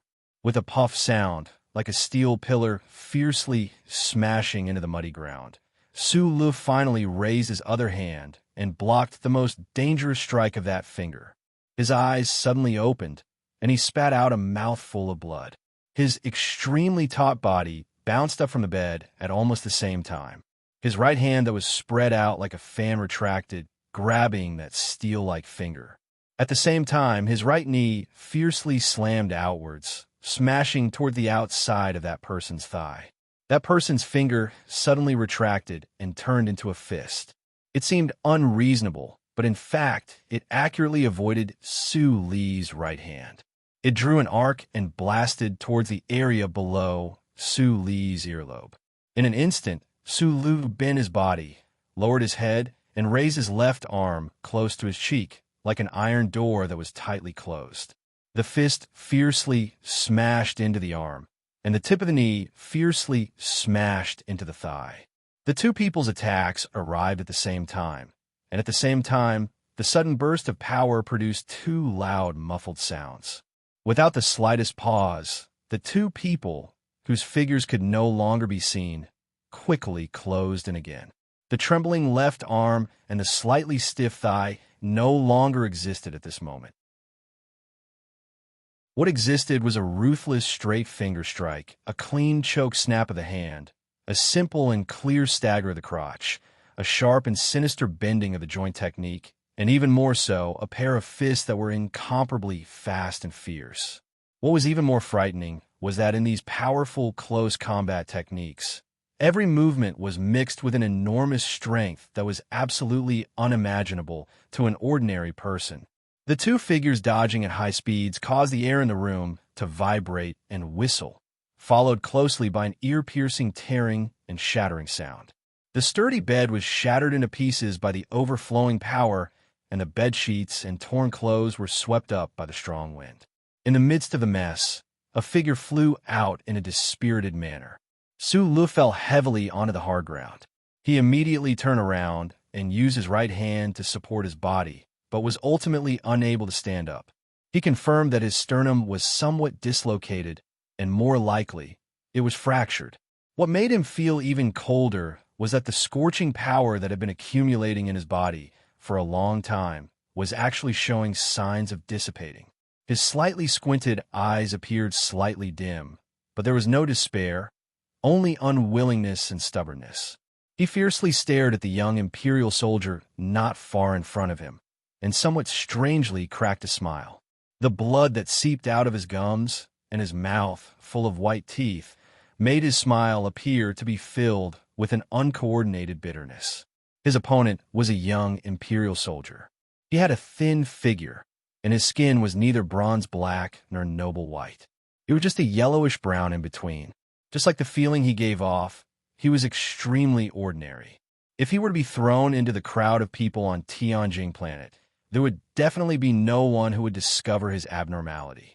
However, To Sulu, who had fought with this person twice, no, 3 times, this young imperial soldier was definitely not simple. If Brother Zheng, who was by Li Xiaodong's side, was like a dangerous gun tied in cloth, then this young imperial soldier did not need to deliberately emit a powerful and intimidating aura. His body itself had an indestructible hardness and strength. He was a real gun forged from steel. Just like the alloy multi-layer forging gun that had fiercely pierced into the black MXT's cockpit that day, cutting off Su Li's hopes of returning to the Federation. Su Lu sat weakly on the ground, his eyes narrowed as he stared at the Imperial soldier not far away. He could feel the valiant and dangerous aura that was close at hand. He had previously guessed this person's identity in shock, but due to his ordinary appearance and gender, he did not dare to confirm it. Huai Chaoshi coughed softly and raised his arm to wipe the blood flowing out of his mouth, only to discover that the sleeve on his arm had been shattered and flown away like a butterfly during the battle. Then, he noticed the smile on the Federation soldier's face. I've read the report. You were smiling every time you suffocated and passed out. The interrogators were very curious as to how the smile came about in such a state. Huai Chaoshi covered his chest and coughed again. Looking at Su Lu on the ground expressionlessly, he asked, "Now that I think about it, I understand that you have the ability to hide from the surveillance equipment, recover in secret, and be ready to escape at any time. So, you can't help but feel happy in your heart. But I'm very curious. You can't keep up the disguise anymore, and more than half of the dirty spiritual gas in your body has been dispersed by me. Why are you still smiling?" Su Lu moved his body with difficulty and leaned against the wall. His smile gradually faded, and he squinted his eyes and said hoarsely, "I'm smiling now because I confirmed one thing.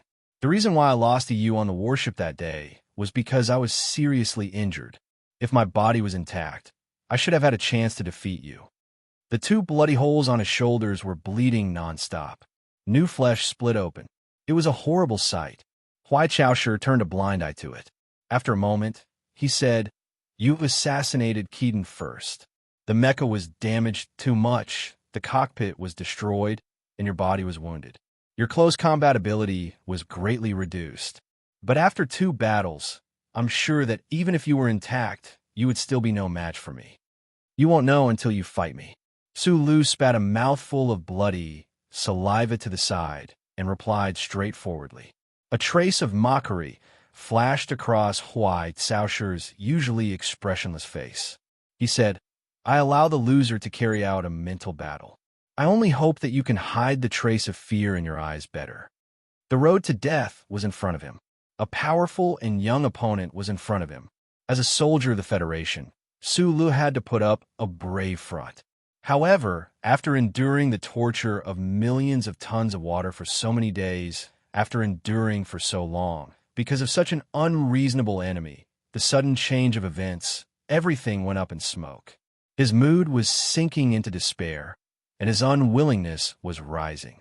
Su Lu raised his head, squinted his eyes, and said hoarsely, "I admit that I am indeed frightened by your great strength, but you also seem to be somewhat afraid, or perhaps worried that I will recover my health. A little. You, a member of the Federation, seem to have the tenacious vitality of beetles." Huai Chaoshi said expressionlessly, "That is why I am thinking of a method to destroy that laughable desire to live of yours, or perhaps destroy the foundation of this desire.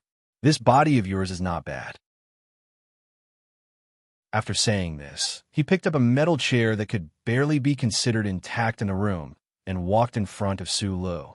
Without any hesitation, he raised the chair over his head and then smashed it down forcefully. Blood flew everywhere. The sound of bones cracking rang out. Flesh was torn apart. When the Imperial officers in the monitoring room saw this bloody scene, they all couldn't help but frown. Several streams of warm blood slid across his face. Su Lu stared with his pair of not-so-large eyes at the young Imperial officer in front of him and said hoarsely, "I am not threatening you. I also don't know why you all haven't killed me yet, but I suggest that you do." Chapter 587. Not a threat. In reality, it was still a threat. It had been many years since anyone dared to speak to Huai Chaoshu like this.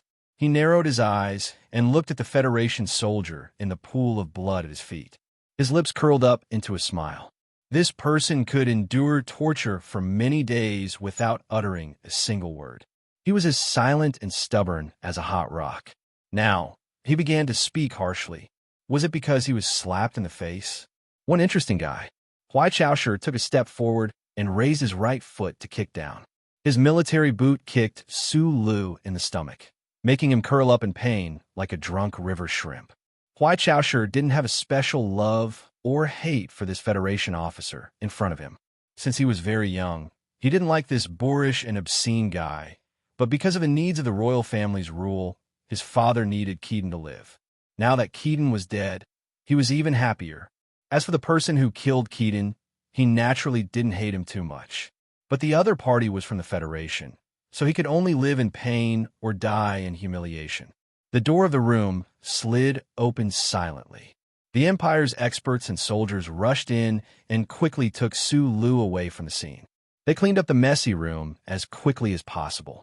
Huai Chaoshu sprayed his favorite light orange air freshener around. Then he sat by the window in silence for a moment and connected to planet Tianjing.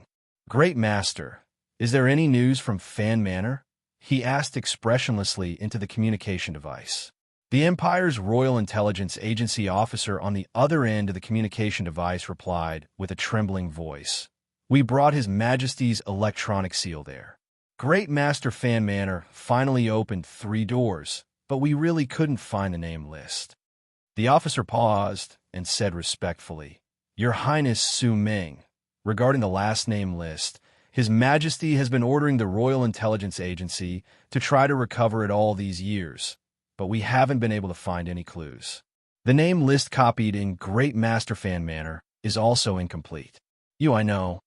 Huai Chaoshu lowered her gaze and looked at the royal hibiscus flower symbol on the communication device. She said coldly, "I won't blame you for not being able to find it after so many years. However, Her Majesty is also very concerned about this matter. Therefore, I hope that you can make some progress. Even if it's incomplete, it will be good if you can recover some keywords." The senior officers of the Royal Intelligence Agency nodded repeatedly and promised that they would continue to investigate and work hard. After the call ended, Huai Chaoshu sat in the room filled with the faint smell of orange and fell into silence again. Leaving Su Lu alive for the time being was not only because of the Empire's political needs, but also because the Empire's military wanted to obtain more information from him. However, what he was more interested in was Su Lu himself. The 8 rice, true qi cultivated by the remnants of the Lees of Philadelphia was a great humiliation to the entire empire, especially to the high and mighty imperial family. Therefore, even if Su Lu was going to be cruelly executed, the imperial family still wanted to destroy the true qi in his body while he was still alive. It could be considered as another form of recovery. Previously, he had personally destroyed the true qi in Su Li's body. At the same time, he had confirmed that this person was indeed one of the remnants of the Lees of Philadelphia and walked the path of the Xiantian realm. However, the Royal Intelligence Agency and the military confirmed that this person was not Li Pifu's illegitimate son. Then, how did he manage to cultivate the 8 rice true qi of the Xiantian realm? Based on certain considerations, he had already asked for instructions from the Tianjing Imperial Palace and was forced to alert Great Master Fan Manor, who had been in seclusion for decades. However, there was still no clear answer. A small probability event was equivalent to an impossible event. Huai Chaoshu frowned slightly and laughed self-deprecatingly. Then, her expression changed slightly. She covered her mouth with her fist and coughed a few times. Intense, heart-wrenching coughs echoed in the room. Su Lu, who was lying in the corner, had a pale face. Beads of sweat rolled down his forehead like soybeans. Previously, he had already noticed that the spaceship had changed its course and was flying towards a blue and yellow planet in the distance. However, at this moment, most of his mind and will were controlled by the coughs. It was difficult for him to divert his attention to think about his next plan and action. Coughs were usually related to colds and unhealthy eating habits. It was not a big deal. However, for the current Sulu, if he did not solve this coughing problem, his future would be bleak. His originally hopeless escape route would be completely cut off. After the young Empire officer destroyed the power in his body that he had been accumulating for a long time, and after his ability to pretend to be unconscious was exposed, he was once again locked up in a solitary cell. At first, he did not despair. On the contrary, he did not hesitate to start cultivating again with his strong will. However, when a mysterious burning power in his body moved along the familiar channels to his chest and abdomen, it would be blocked by some invisible thing, making it difficult to move forward. If he forcibly moved the burning lines and tried to turn them into countless sharp blades to break through the invisible barrier, the net-like channels in his chest and abdomen would shrink at the same time. It was like a thin film pipe that tightly bound the blade.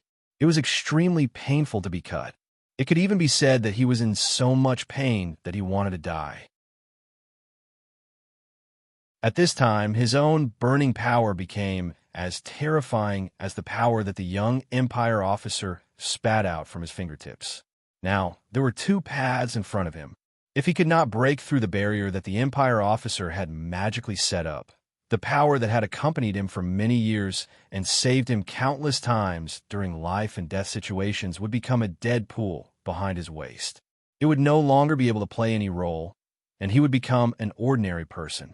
No one could endure the pain of the blade cutting through the sensitive passageways. Even if Su Lu suddenly gritted his teeth and completed this action before he fainted from the pain, he was also clear that after those passageways were cut, he would probably end up in a very miserable state, worse than even an ordinary person. As an ordinary person, it was not difficult for Su Lu to accept this fact. He had a good enough psychological foundation. However, now he was imprisoned in the distant empire, facing death and a future more terrible than death at all times. He could not just be an ordinary person. The Red Rose Royal spaceship was quietly parked at the edge of the transit base outside the atmosphere of Libin Star. The giant spaceship was close to 20 kilometers long, making the three-dimensional, six-directional space base next to it look extremely small. In the next few days of docking and refurbishment, the space base would continuously send the materials on Libin Star to the Red Rose. It looked like this giant royal spaceship was like a big insect that greedily sucked the blood of herbivores. The fleet of Libin Star took off one after another, lining up in the vast universe outside the atmosphere, escorting the three light battleships that flew out from the Red Rose Royal spaceship and flew down. Chapter 589. Liban, an unremarkable second-class administrative planet in the vast territory of the Empire, gradually became different due to the two edicts from the Tianjing planet a few years ago. The establishment of the Empire's special tourism zone, the exaggerated investment by the Ministry of Finance. Countless nobles and wealthy merchants came to join in the fun, and the Emperor's strict implementation of the interracial education experiment made this planet the center of the Empire's discussions. Being able to become a special tourism zone and help the Emperor justly divide the wealth of the nobles, the Liban planet naturally had enough beautiful scenery. Regardless of whether it was the spectacular Crimson Hill in the Western Hemisphere, the fog that covered the sky of Pinecone Ridge, or the tens of thousands of stone peaks that pierced the sky of Yellowstone, they were all rare beauties that fully demonstrated the godlike carving ability of nature. The Liban planet also had the most beautiful scenery, and that was the mulberry trees that spread across the flat plains. Tens of thousands of square kilometers of mulberry trees were artificially divided into countless work areas. The rustling of the mulberry trees when the wind blew through was breathtaking, and the quiet night was endlessly quiet. The mulberry trees and the moth larvae that accompanied them were the most famous specialties of this planet, apart from the natural scenery and the newly built universities in the various states. Many years ago, the silk spat out by the larvae of these moth larvae became the most beloved luxury of the Empire's nobles. What was very strange was that, apart from the Liban planet, there were countless planets in the Empire that were completely suitable for these delicate larvae. The unusually expensive silk entered the Federation, along with some great collision in the universe. For decades, the only goods that were qualified to take the risk and enter Bermuda with the Royal Special Forces mecha warriors was silk. The Empire used this smuggling to seize a large amount of wealth from Bermuda and the upper echelons of the Federation. Although this wealth was far from enough to offset the Empire's military expenditure, perhaps because of some emotional and childish considerations. What we have, you don't, you have to wait for us to provide. So we are superior to you. The Empire's royal family had always condoned and even strongly supported the silk smuggling. The Federation had tried to win this childish dispute, but the strictest wildlife protection laws and the HDD Bureau officials who liked to wear iron masks in public prevented the Federation from planting mulberry trees and using warm water to cook the white silk balls woven by the larvae. The Federal Academy of Science had also tried to use biological methods to restructure, but without the technical support of the Bureau of Proclamation in terms of biological proteins. They found that this attempt would cost a lot of money, so they had to stop the plan and continue to buy silk underwear, silk quilts, silk bras, silk chest pads, and everything that was made of silk and hidden in private places. Two skinny young tourists were walking on a street in the southern district of Planet Lispan. The silk clothes they were wearing were not particularly eye-catching, but compared to the local residents, it was easy to expose their identity as tourists. However, there were too many tourists on Planet Lispan these past few years, and these two people with ordinary faces would not attract much attention. In addition to the hundreds of well-trained professional soldiers in the 4 blocks around them, the soldiers in charge of secret security were watching the two people's every move with a heavy expression, vigilantly watching the wind and grass in the surroundings. These two young tourists did not look like close friends who were traveling together, because when one of them coughed uncontrollably and closed his eyes to fight back tears, the other did not show any concern at all. He continued to walk indifferently, his slightly narrowed eyes full of coldness. Sulu felt that his lungs were full of hot smoke, and his throat was full of red-hot gravel. It was extremely difficult to cough, and it was very uncomfortable.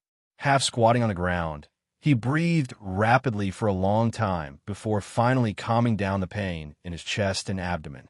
He forced himself to stand up. The wound on his shoulder had temporarily stopped bleeding, but the strange power that the Imperial officer had wedged into his body was still tormenting him incessantly, preventing him from using his power to heal his body. Like a slowly rotating rock, it kept grinding and grinding, trying to grind all of his hopes into pieces. It was very strange. After coming to this strange Imperial planet from the Red Rose Royal spaceship, he still did not die, nor was he thrown into the dark prison where he could not see the light of day. Instead, he was temporarily free from the cruel water torture that made people wish they were dead. He began to follow the young Imperial officer and enjoy the scenery on this beautiful planet.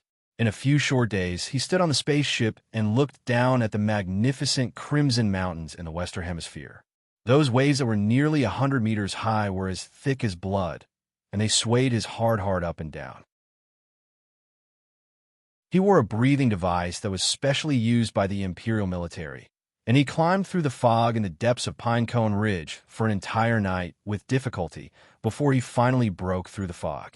He stood on the ridge and saw the first ray of morning light. The damp morning dew moistened his painful lungs and made him feel slightly comfortable. He even tied a small jet device to his back and flew like a natural bird among the indescribably steep stone peaks of Yellowstone. During the Tai Dynasty, prisoners would always have a good meal and drink before they died. Now that he was in the Empire, although it was also an imperial society, Sulu did not think that these were the benefits before he died. It was too ridiculous. He stroked his chest that seemed to have been cut by a spear tip, shook his head, and exhaled. He stood up and looked at the young Imperial officer who had already left more than 10 meters away. He stretched out his hands and rubbed his somewhat stiff face until a few traces of indifferent smile appeared on his face. Only then did he chase after him with big strides. On the street, A brown-haired man with messy hair was holding a little girl's hand and saying something. They were probably father and daughter because they both had a pair of beautiful sky-blue eyes, and the curve of their jawline seemed to have been carved by the same sculptor. However, for some reason, they were arguing. Some of the tattered clothes were wrinkled and torn by the big hand and the little hand. The little girl was crying. On the right side of the back wall of a restaurant, a black dog was running quickly. Its sharp mouth held a simple and honest bone. The black dog was running very resolutely, and its goal was very clear. It bypassed the beggar who was lying in the shadows and lifting his lapel to check for his next meal. It jumped over half of the broken wall and ran towards the mulberry forest in the suburbs. It was silent all the way. It probably also knew that if it shouted happily, the food would fall. At the turn of the road in front, a person who looked like a boss wearing silk clothes was talking to a farmer. The reason why he was talking to the farmer was because the farmer with a box under his arm was getting lower and lower as he spoke. It seemed like he was about to kneel. Beside the two people, the listless middle-aged man should be a soldier. The tourist further in front was also a soldier. The driver of the carriage that had been following behind them for half an hour was also a soldier. This seemingly peaceful street was filled with their people. Sulu walked behind the young military officer of the Empire. He walked silently and observed the surroundings. If he didn't know what the people of the Empire were thinking, then he shouldn't think about it anymore. His best ability was to simplify complicated things. He simply thought of himself as a real tourist. It was rare for him to go deep into the territory of the Empire. Looking at this strange world, listening to the strange language of the people in the streets and alleys, and looking at the animal-drawn cars that surprised him, he vaguely understood why the uncle said that he was willing to wander in the universe. However, he still couldn't clearly explain this feeling. In front of a vast sea of green mulberry trees, Huaichaoshu stopped and slowly put his hands behind his back like an old man. His cheeks were slightly raised, and he narrowed his eyes and took a deep breath of fresh air.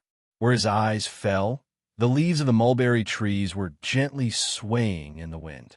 It seemed that he could hear the rustling sound with his sight without his ears. Rustle, rustle, rustle. It was the sound of mulberry leaves being blown by the wind, and it was also the sound of silkworms nibbling on them. A gentle smile suddenly appeared on the face of the young man with the noblest status in the Empire, which had never changed. He seemed to have thought of some interesting childhood memories. His smile gradually disappeared. Huaichaoshu only allowed the memories to occasionally flood into his mind. Occasionally, he would be moved by the four seasons, but he would immediately return to absolute calmness. Although I really don't understand, I still have to thank you for taking me to see so many beautiful sceneries. Sulu coughed twice and looked at the sea of mulberry trees in front of him in surprise.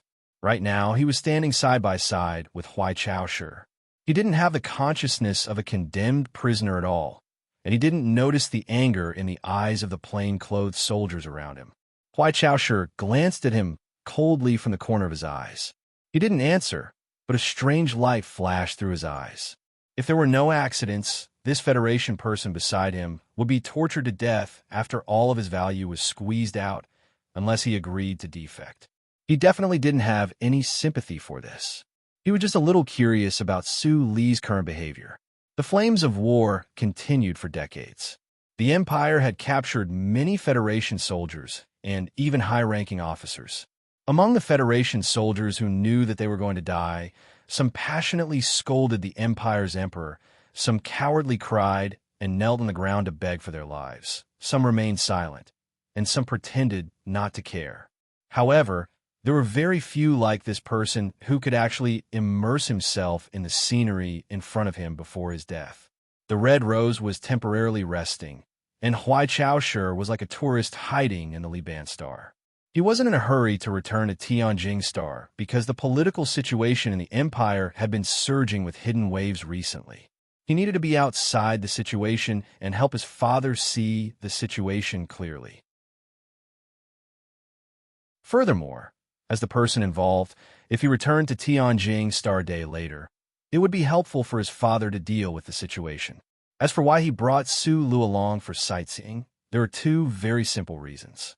One of them was that a dangerous person like Su Lu would not find any chance to escape only if he personally watched over him. I've checked your details. You seem to be a person with perfect morals, an existence similar to a saint. Huai Chaosher said with slight sarcasm, "Don't be in a hurry to reject me. Your government has been building you up according to a saint." Huai Chaosher slowly took a few steps forward, then turned around on the mound and looked down at him. "I really want to know if you're really a saint. Would you feel ashamed because of the morals in your heart? Would you recognize your sins before you die?" Sins? I'm not a person with perfect morals. When I was young, I also peeked under the skirts of female police officers.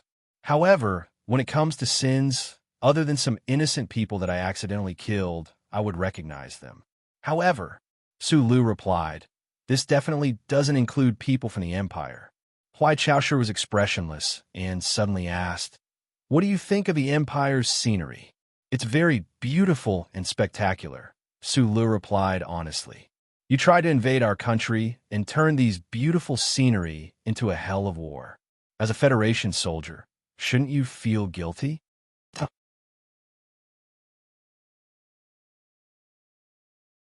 Chapter 590. Standing on a gentle slope by the sea of mulberry trees, Su Li's thick, ink-like eyebrows seemed to be about to twitch when he heard the young Imperial officer's question. However, he eventually calmed down amidst a series of hurried coughs. Decades have already passed. There's not much meaning in arguing about who started the war. Su Lu rubbed the itchy wound on his shoulder through his silk shirt and suddenly said, "But if I remember correctly, it was you who insidiously blew up the Federation's research spaceship. Regarding who started this bloody and long-lasting war in the universe, and who should bear the responsibility of opening the Devil's Box, both the Federation and the Empire had their own firm narratives. Due to the distance between the two star systems, the flames of war raged, and the isolation of communication, there were no overly lively academic wars." Huai Chaosher looked at him coldly and unexpectedly did not express her opinion. Instead, she walked down the slope with her back to Shanghai and headed into the city. Sula looked at the sea of green mulberry trees with some reluctance. Listening to the graceful rustling sounds, he turned around and followed her. Huai Chaosher then went to a few other places. During this process, he remained silent. Sula knew the identity of this young Imperial officer. Although he had some guesses in his heart, he lacked sufficient evidence. However, he could already guess that this person's status in the Empire was rather high. Therefore, he did not understand why this person wanted to bring him, a prisoner who was destined to die, to continue this absurd sightseeing tour. Could it be that the Empire really wanted a hero created by the Federation to admit to the sins of the Federation in front of the entire universe? This kind of speculation did not make any sense. If Su Lu knew of some of the changes in the Empire's political scene, if this Imperial officer was really the legendary figure he had guessed, perhaps he could understand why the other party was deliberately delaying the date of his return to Tianjin. In the afternoon, two skinny young men and over 100 disguised plainclothes soldiers formed a strange visiting team, arriving at Li Banstar's Sangji State University. According to the special decree of the Emperor, Li Banstar became the only administrative planet in the Empire that implemented indiscriminate education. That is to say, on this planet, no matter if you are a noble or a commoner, or even a serf at the lowest level, as long as your children work hard enough and are outstanding enough, you can get a fair opportunity for education. Even the most outstanding people can get special scholarships provided by the imperial family. This plan was called the Interracial Education Pilot Program. As soon as it was launched, it attracted the angry opposition of the entire noble class of the empire. Every time they thought about how they were the 38th generation heir of a certain glorious family and had to learn in the same classroom as the son of a certain bumpkin, the nobles of the empire felt that they smelled something fishy and felt that their dignity had been greatly humiliated. As nobles, how could they live with those commoners and even slaves? In this matter, the emperor, who had always appeased the nobles in a gentle way and suppressed the lowly commoners in a bloody way, showed a surprising persistence and strength. Under the strong suppression of the emperor, the nobles of the empire's council of elders looked at the soldiers and the officials of the imperial intelligence agency at the gate, and only then did they swallow their anger and pass the law, confirming Lee Bandstar as the interracial education pilot program area. Even so, when the son of the first serf walked through the gate of Lee Bandstar's Yellow Mountain Academy with a face full of nervousness and fear, he still needed the protection of the armed soldiers of the empire. On that day, the principal of the Yellow Mountain G Academy resigned in anger. In the following year, the nobles of the Lee Bandstar sent their offspring to other planets. They would rather spend a huge amount of wealth so that their children could receive a pure aristocratic education, rather than endure the abominable actions of the emperor on the Lee Bandstar. For the continuous wealth of their territories, these nobles would certainly not leave Lee Bandstar, but this could not change a certain trend. As more and more commoners entered the new universities, the atmosphere of the planet became more and more active, or more dangerous. Of course, these young people, who had become more capable and confident because of their exposure to more knowledge, were incomparably loyal and fanatical to His Majesty, who had bestowed upon them all. In the center of the first floor of the largest building in Sangji State University hung a huge portrait of His Majesty, Huai Fuchai. Every time a student passed by, they would immediately stop their fierce academic debate and stand at attention with a solemn expression on their faces. Su Lu withdrew his gaze from the portrait and listened to the quarrel behind him. He could not help but frown slightly. His empire's language was not good, so he could barely hear that the students seemed to be discussing the control of engine output power.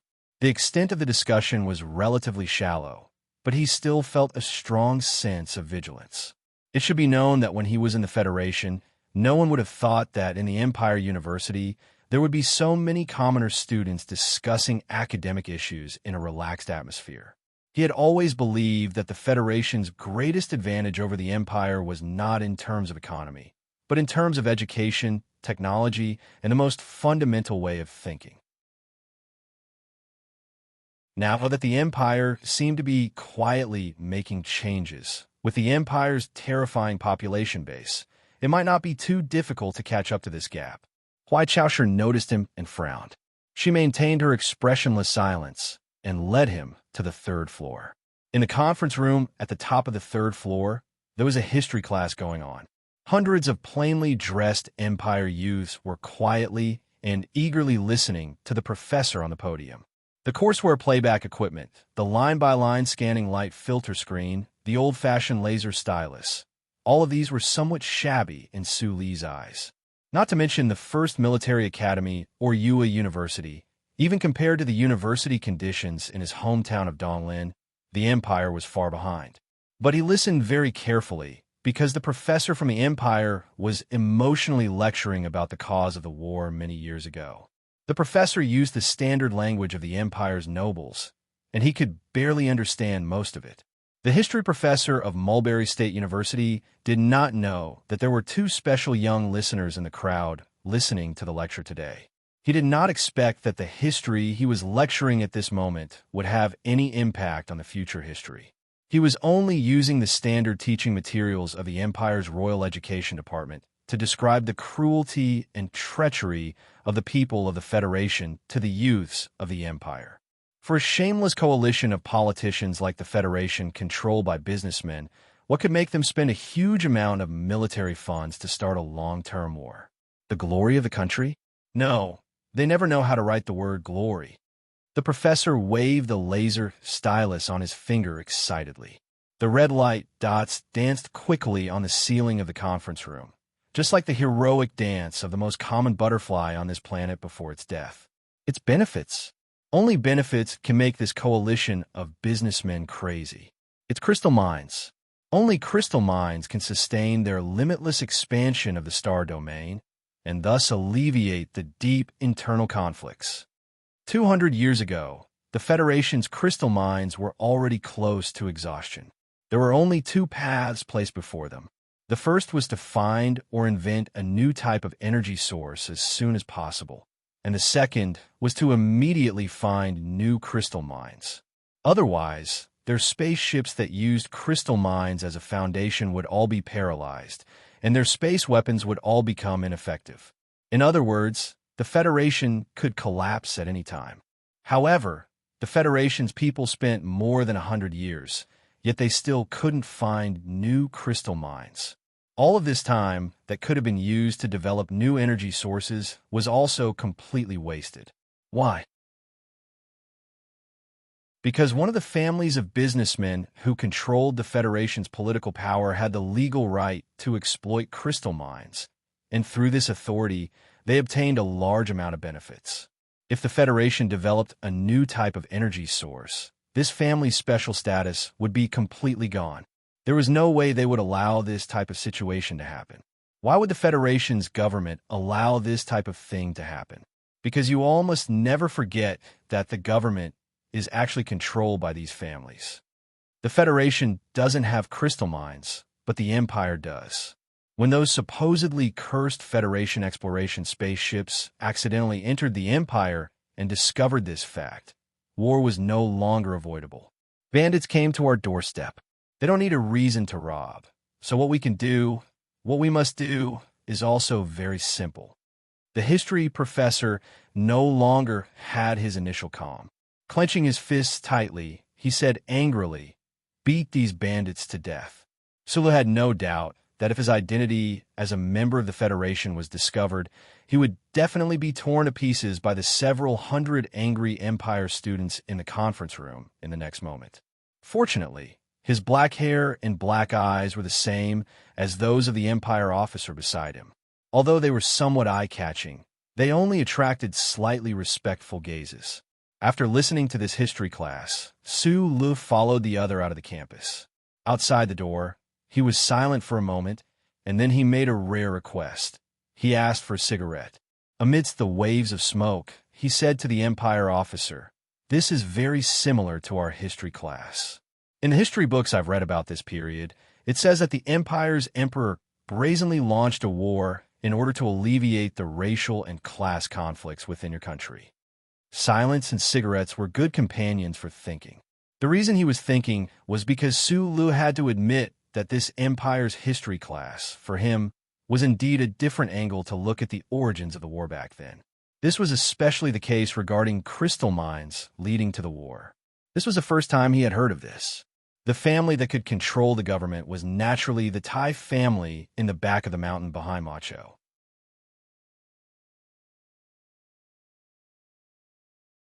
Chapter 591.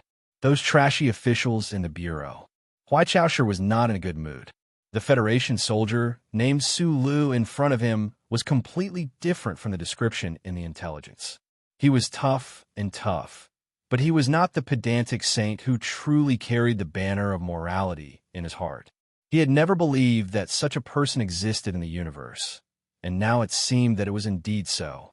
If Sulu was really a freak saint, perhaps the actions of the Empire in the past few days could have really touched him. To be able to make the war hero that the Federation had spent the most effort to cultivate betray. No, even if it was just to make him doubt himself in the depths of his heart, it would definitely be of great help to the Empire's propaganda in this war. Was it a pity? A little, but it was nothing too pitiful. It was just that there would be another dead body of the Federation in the Empire's territory. In the face of death, many people of the Federation would kneel and beg for mercy, but I've studied you and know that the possibility is not high. The reason why I brought you to see the scenery and let you listen to this specially arranged history lesson is to strike a blow to the moral superiority of you hypocrites of the Federation. Huai Chaosher walked out of the campus with his hands behind his back like an old man. His face was expressionless, hiding the pity deep in his heart extremely well. Moral superiority is indeed a very boring thing. Sulu replied, but I am really interested in this period of history. Before I die, can you satisfy my request and let me see the relevant files of the past? If you want to strike a blow to the moral superiority of the Federation people, this is very necessary. Huai Chaosher was silent for a moment and nodded. His subordinates, disguised as civilians in the crowd behind him, immediately left to arrange this matter. The Empire's history textbook was translated into the Federation's language. It took 1 hour and 17 minutes, showing extremely high efficiency. An hour and a half later, Su Lu moved his eyes away from the ebook screen and rubbed his pale face due to weakness. He suddenly opened his mouth and asked, "According to your logic, this is the Federation's scheme.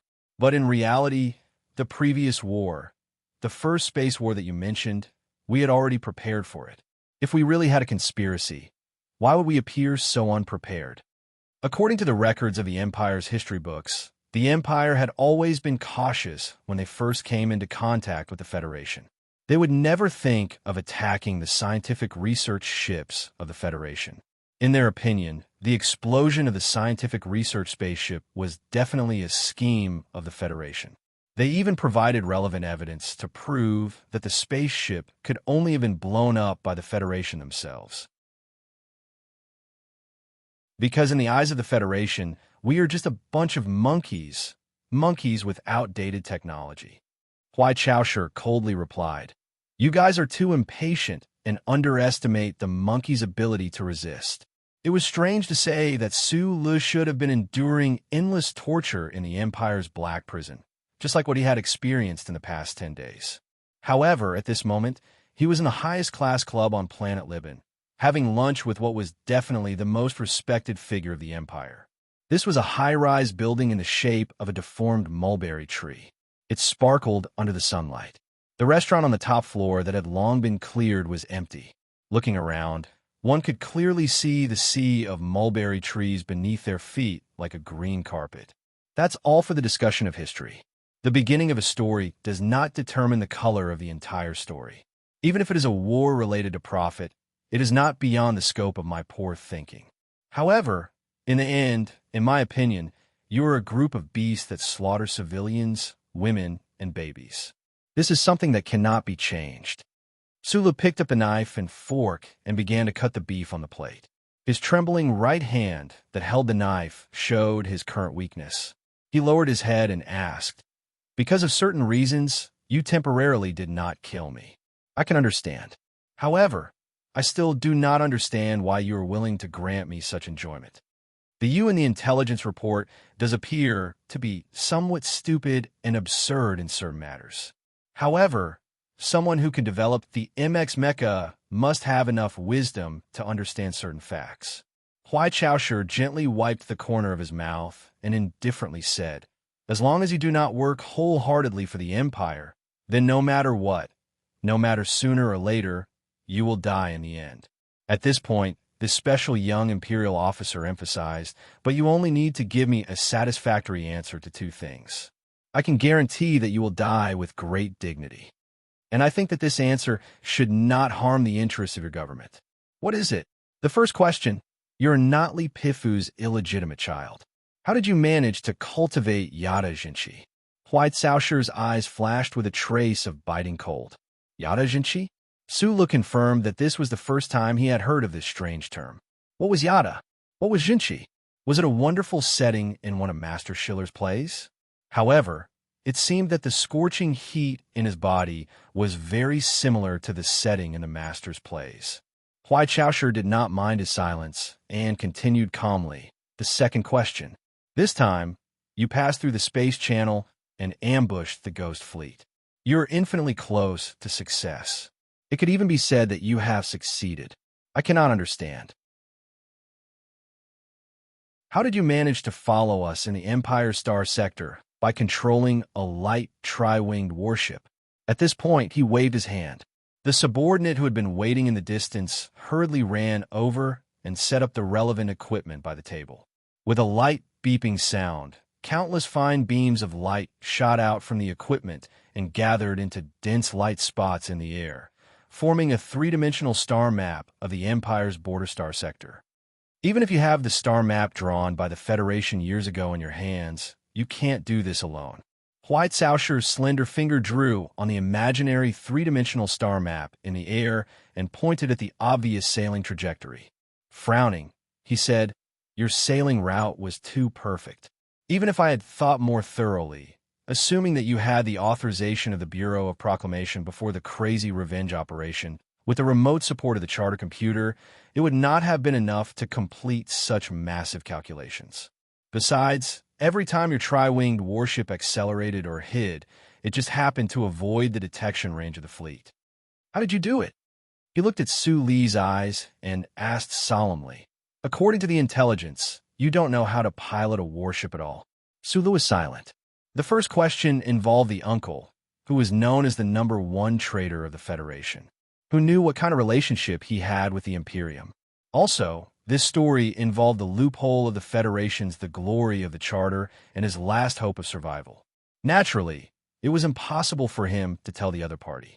As for the second question, it was related to his greatest secret, so it was even more impossible for him to tell. Therefore, he could only remain silent.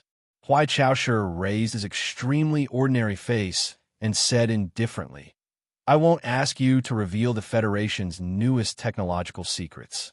I just need a general answer." A moment later, Su Lu replied, "I can't tell you anything. I can only say that this revenge plan that seems impulsive is actually not impulsive at all. It's just that I didn't expect you to be on that flagship. If I hadn't met you, I would have successfully returned to the Federation by now." Still not getting an answer, Huai Chaoshu narrowed his eyes, and a dangerous aura gradually enveloped the dining table. There's good news. The Imperium has already successfully developed a high-power dedicated signal output device. In the last experiment, it has already successfully connected to your civilian network. Huai Chaoshu looked at Su Lu with narrowed eyes and said slowly, "The video that humiliates the Federation's war hero will probably be the first document we send over." Su Li's right hand that was holding the knife suddenly tightened.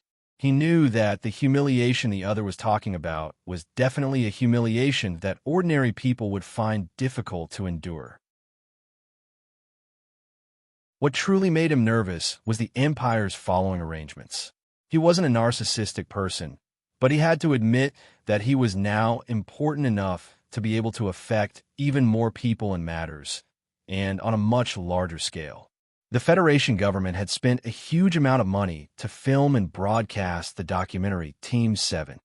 Together with the media that covered everything, it was only then that he and his troops were molded into a brand new military idol.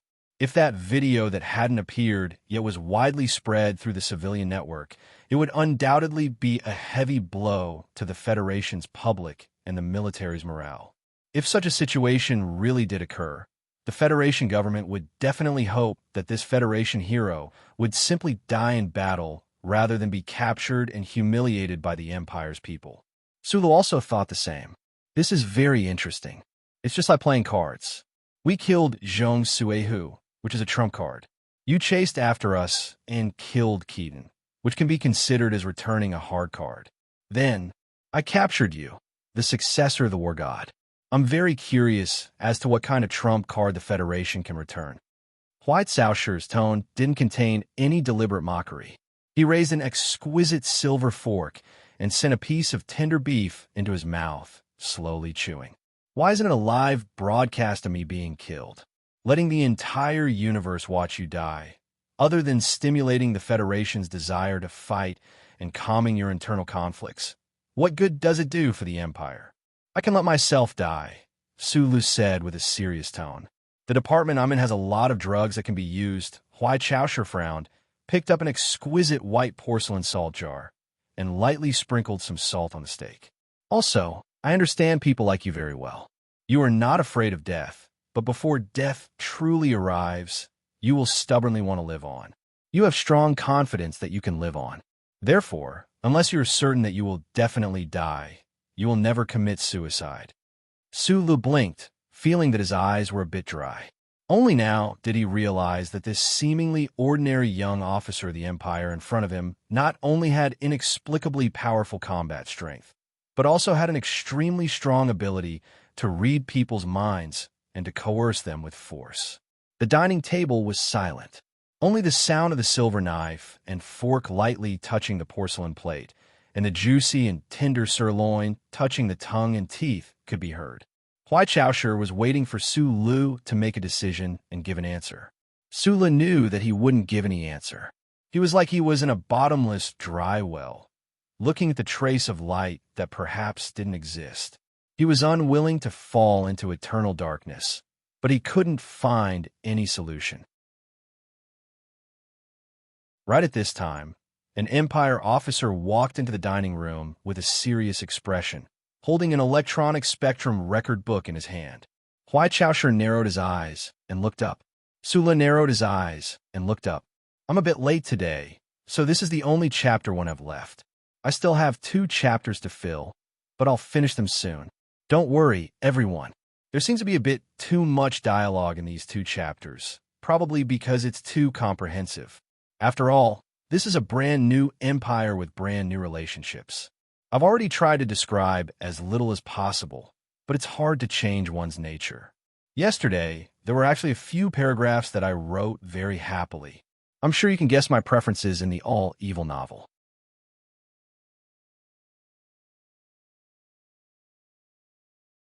Chapter 592. Huai Chaosher narrowed her eyes and looked up. Sula looked up and narrowed his eyes. During the past few days of sightseeing, the Imperial soldiers who appeared in the open with the 2 of them were all wearing plain clothes. This was the first time he had seen someone wearing a military uniform, and he immediately thought that this officer should be a member of the security department hidden in the dark. Sir, there is indeed a problem with the intelligence feedback received last night. The Imperial officer stood beside Huai Chaosher and reported respectfully and concisely. We have increased the surveillance. Just now, the electrical detection room detected a low-energy waveform curve. It seems to be a civil electrical appliance, but the curve is a bit strange, and the spectrum exclusion is unable to obtain a result. Huai Chaosher frowned slightly and took the spectrum analysis electronic manual. Looking at the quivering curve on the top, she asked, Weapon, military and civil mecha heat start has been excluded, and the reference frequency of long-range weapons is also different. Analysis is being conducted. It should be safe, but the location of this restaurant is too exposed, so please leave immediately. The Imperial officer said directly, and he had no intention of avoiding Sulu at all. Although he, like many of his colleagues, did not understand why the Honorable Sir would bring this lowly Federation captive with her. In their eyes, this person was already a dead man, and it did not matter even if they heard some confidential information. Huai Chaosher looked at the curve on the electronic manual, and the angle of her thin and black eyebrows furrowed a little wider. She was a little self-deprecating in doubt. Was there anyone in the Empire who dared to harm her? Sulu heard the Imperial officer's conversation, but his pair of black eyebrows did not helplessly furrow into a ball, but suddenly raised like a knife because he saw a very familiar curve in the corner of his eyes. His pupils suddenly constricted and brightened. He felt a chill coming from his neck, causing the hair on that area to stand on end. This was indeed not the heat start waveform curve of a mecha, nor was it the warm-up curve of a fighter jet. In fact, the entire surveillance department of the Empire should not have seen this curve, and there were very few people in the Federation who had seen this curve. But he had seen it before. In the glacier of 5460, Shi Qinghai, he and Gu Shifeng had discussed many times what electronic means should be used to destroy this terrifying weapon's only flaw that not many people had discovered. But because of the tight time, he and Gu Shifeng only found a direction, but did not succeed in putting it into practice. It was ACW. This curve was the redundant overflow waveform created by the activation of the ACW electric pulse ignition device and the magnetic resonance auxiliary effect. It sounded ridiculous that a gun could actually alarm an electronic monitoring device, but when it was placed on this big gun that gathered the wisdom of countless weapons experts in the Federation and was so expensive that the former Minister of Defense cursed for 3 days straight, it seemed reasonable. When this terrifyingly powerful king of single guns first appeared on the Chiolin slope outside the S2 Foundation building, it blasted apart Macklin's well-trained subordinates and powerful Special Task Force agents. When it reappeared in the snowy world at the front lines of the West Woods, it was like a ghost that took the lives of more than a dozen high-ranking Imperial officers in succession. In the entire Federation, Only 3 ACWs had ever been produced, and one of them had always been in the hands of his best friend, Shi Qinghai. Therefore, he knew better than anyone else just how terrifying this great gun was. Due to the scarcity of manufacturing costs and materials on the battlefield, the ACW was an extremely poor sniper rifle. However, if it was used for assassination, it was definitely the most despairing choice. There was a slight breeze of fresh air in the restaurant on the top floor, but the little goosebumps on the back of Su Li's neck were about to freeze. Where's that sniper? The ring-shaped restaurant surrounded by transparent glass was empty, and there was only a mountain ridge in the distance that looked like a black line. He should be there. Who was the sniper's target? Him? But if the Imperial people wanted to kill him now, it would be too easy. Why would they go through so much trouble? And it was obvious that the young and noble Imperial officer across the table did not know about this matter, let alone that there would be 3 high-speed tungsten alloy bullets flying towards him. Could it be that the sniper's target was the other party? In certain dangerous moments, the speed of human thought could even appear faster than the speed of light. In a very short period of time, Sulu thought and analyzed many things, but he still did not have time to judge the situation clearly, and he also knew that there was no time to continue thinking. No matter who the sniper's target was, the only thing he had to do now was to fall down as fast as he could and look for something hard enough to cover his body. With a whoosh, the silver knife, fork, and white-bone porcelain tableware splashed everywhere with Su Li's movements. He was not a saint, and he did not care about the life or death of the Imperial officer across the table. So naturally, he would not stupidly jump over to the other party. He just fell down, resolutely and fiercely, as if he was heavily shot down by someone. His body was almost close to the ground. The silver knife, fork, and white-bone porcelain tableware had just jumped off the beautiful stone table, twisting their bodies in the air. The Imperial officer who came to report the situation opened his mouth, but he did not have time to show a vigilant expression. The words that he wanted to shout were still brewing in his chest and lungs, but they had not turned into airflow, and he had not strummed his strings like vocal cords. In this frozen moment of time that seemed to have stopped, Huai Caoshi's eyes suddenly lit up. He understood something from Su Li's movements, feeling an unprecedented sense of danger approaching him at high speed. There was no time to jump up, no time to fall down.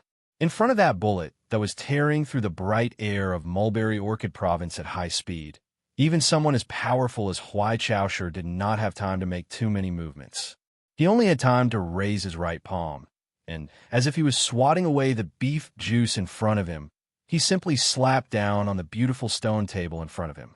No one could calculate what kind of terrifying reaction speed Huai Caoshi needed to make such a simple movement in this instant.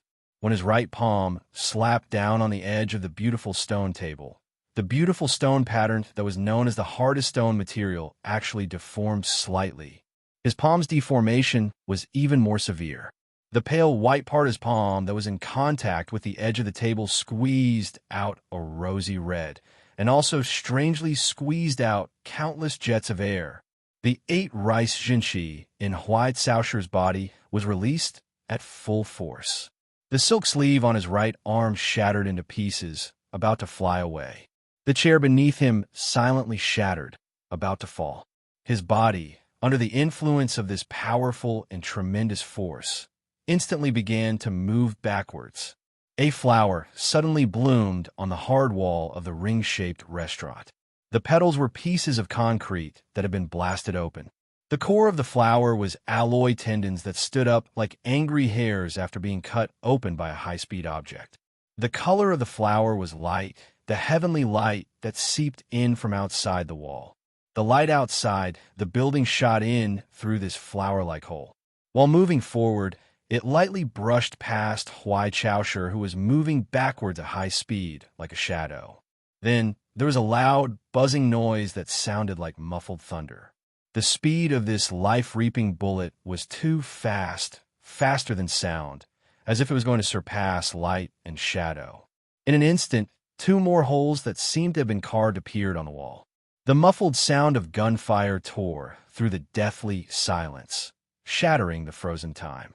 With a muffled bang sound, Huai Caoshi's thin body fell heavily against the wall. Her Highness is under attack. The Empire officer who had been watching this scene in his shock finally woke up.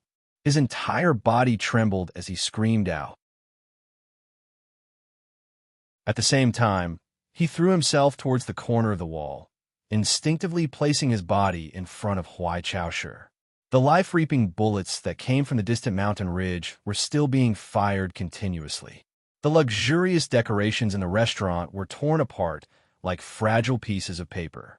They floated up, landed on the ground with difficulty, and were sent flying again. The sound of broken porcelain and silver tableware rang out endlessly. Smoke and dust flew everywhere. It was chaos. Su Lu hid behind the hard and beautiful carved stone tabletop. His face was a bit pale. At this moment, he confirmed that the sniper's target wasn't him, but he didn't relax in the slightest. This was because he discovered that the ACW used by the sniper was a high-speed, armor-piercing hard-ink bullet. Moreover, after the first 3 burst shots, the sniper began to fire in a wide range. It looked like the sniper didn't care about killing him while he was at it. The high-speed, armor-piercing hard-ink bullet could penetrate the normal alloy plates of military mecha. How could the supposedly hardest carved stone tabletop in front of him block it? The next second, Su Lu was slightly relieved. This was because the Empire soldiers in the restaurant reacted extremely quickly. The ring-shaped glass adjusted the angle of light refraction in the shortest amount of time possible. Although this definitely couldn't block the sniper's bullet, it could make it a little more difficult for the opponent to shoot. Immediately after, even more Empire soldiers flooded into the spacious restaurant. These soldiers seemed to not be able to see the mournful lines of bullets. They carried the pop-up alloy shields and bravely charged towards the corner of the wall.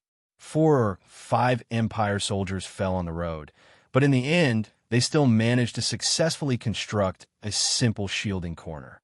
Su Lu didn't expect those Empire soldiers to provide him with the same treatment. In fact, he thought that this was a good opportunity for him. Under the cover of the smoke and dust, he half lay on the ground, using his heels to rub against the mess on the ground, quietly and slowly moving backwards. Ox. Right at this moment, in the corner surrounded by the Empire soldiers' alloy shields, a loud Empire language suddenly rang out. At this moment, this voice still sounded extremely calm and powerful. It was actually not drowned out by the whistling sound of bullets tearing through the air. Su Lu could understand some of the Empire language. At the very least, he could accurately understand this sentence. Keep an eye on that Federation person. He stopped his slow retreat, frowned, and cursed fiercely in his heart. He didn't expect that in such a tense moment, that person still hadn't forgotten about him. That sniper actually didn't kill this person who was clearly the strongest enemy of the Federation. This made him feel a little regretful. The gunshots suddenly stopped. In the silence, there was a sudden vibration. The floor-to-ceiling windows that were already shattered beyond repair began to buzz. Su Lu, who was hiding behind the table and covered in dust, and Huai Caoshi, who was anxiously surrounded by his subordinates and half covered in blood, couldn't see each other, but they did the same action at the same time.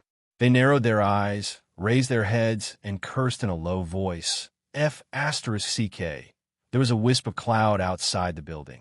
A dark green Empire fighter suddenly broke through the cloud and rushed over a high speed. What was even more terrifying was that the missiles under the wings of the fighter had already been detached and were spitting flames high in the sky. The beginning of this chapter changed the last 2 sentences of yesterday's chapter. It was the order of narrowing eyes and raising heads. When I reviewed it yesterday, I originally wanted to change it directly, but the attached nonsense wasn't archived, so it was very troublesome. So I changed it here.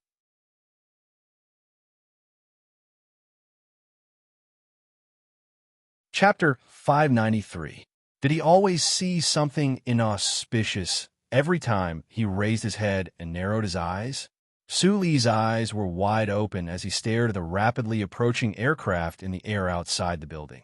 as well as the 4 dazzling missile jet streams that filled his nose with the smell of death.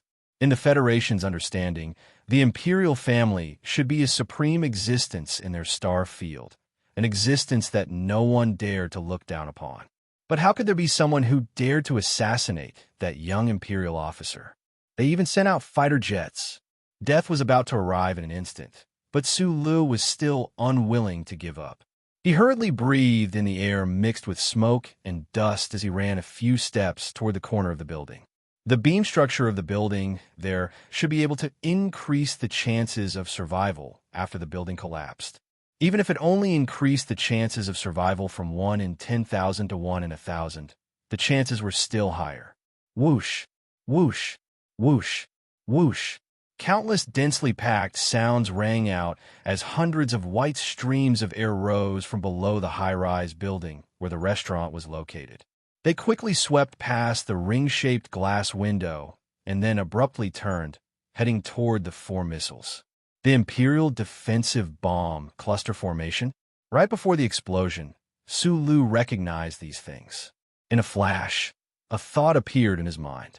To have the qualifications to have these battlefield weapons protect the team, the identity of a young officer should not be far from what he had guessed.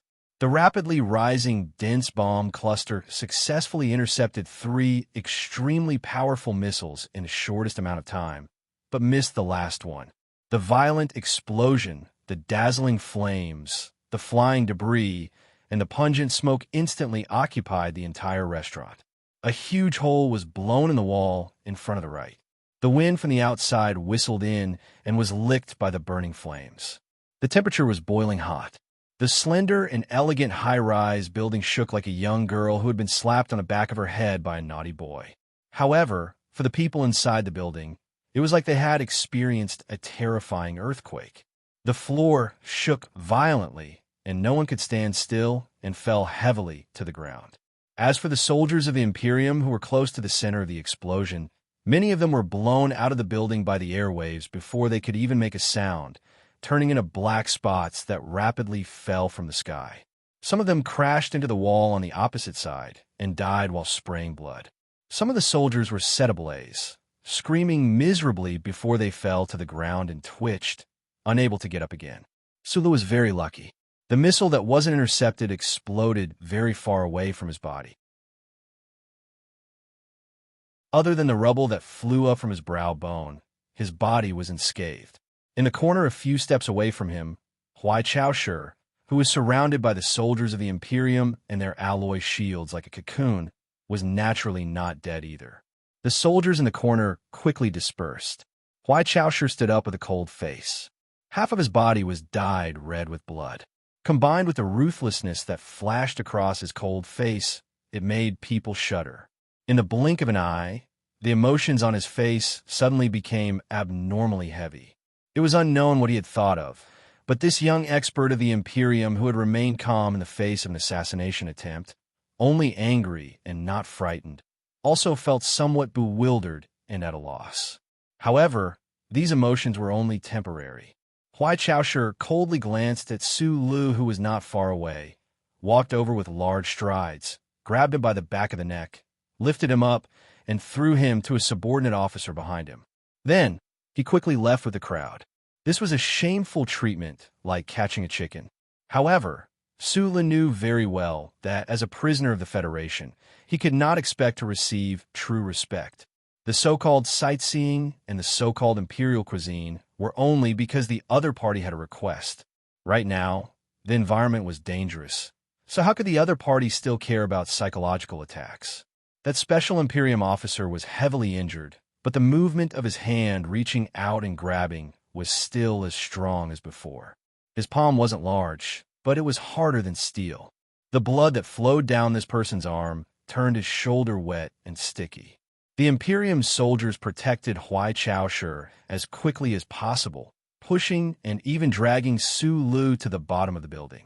There were already more than 10 bulletproof military vehicles waiting by the side of the street.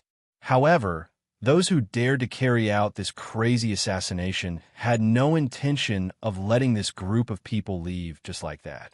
The Imperium's soldiers in charge of security and surveillance had some ugly expressions on their faces. Just 3 blocks away, there was a mechanized unit approaching at high speed. At this very moment, a mechanized unit without any electronic communication verification represented absolute danger. Meanwhile, the surveillance confirmed that this unit's combat strength was at least greater than that of a reinforced battalion. There was absolutely no way these 100 or so soldiers could contend against them. "Sir, please leave first." The Imperium's military officer in charge of security gave Huai Chaoshu a military salute with a flushed face, and then loudly said to the surrounding soldiers, "Stop them on the spot. Immediately set up temporary fortifications." The Imperium's soldiers responded in unison, quickly moving into action.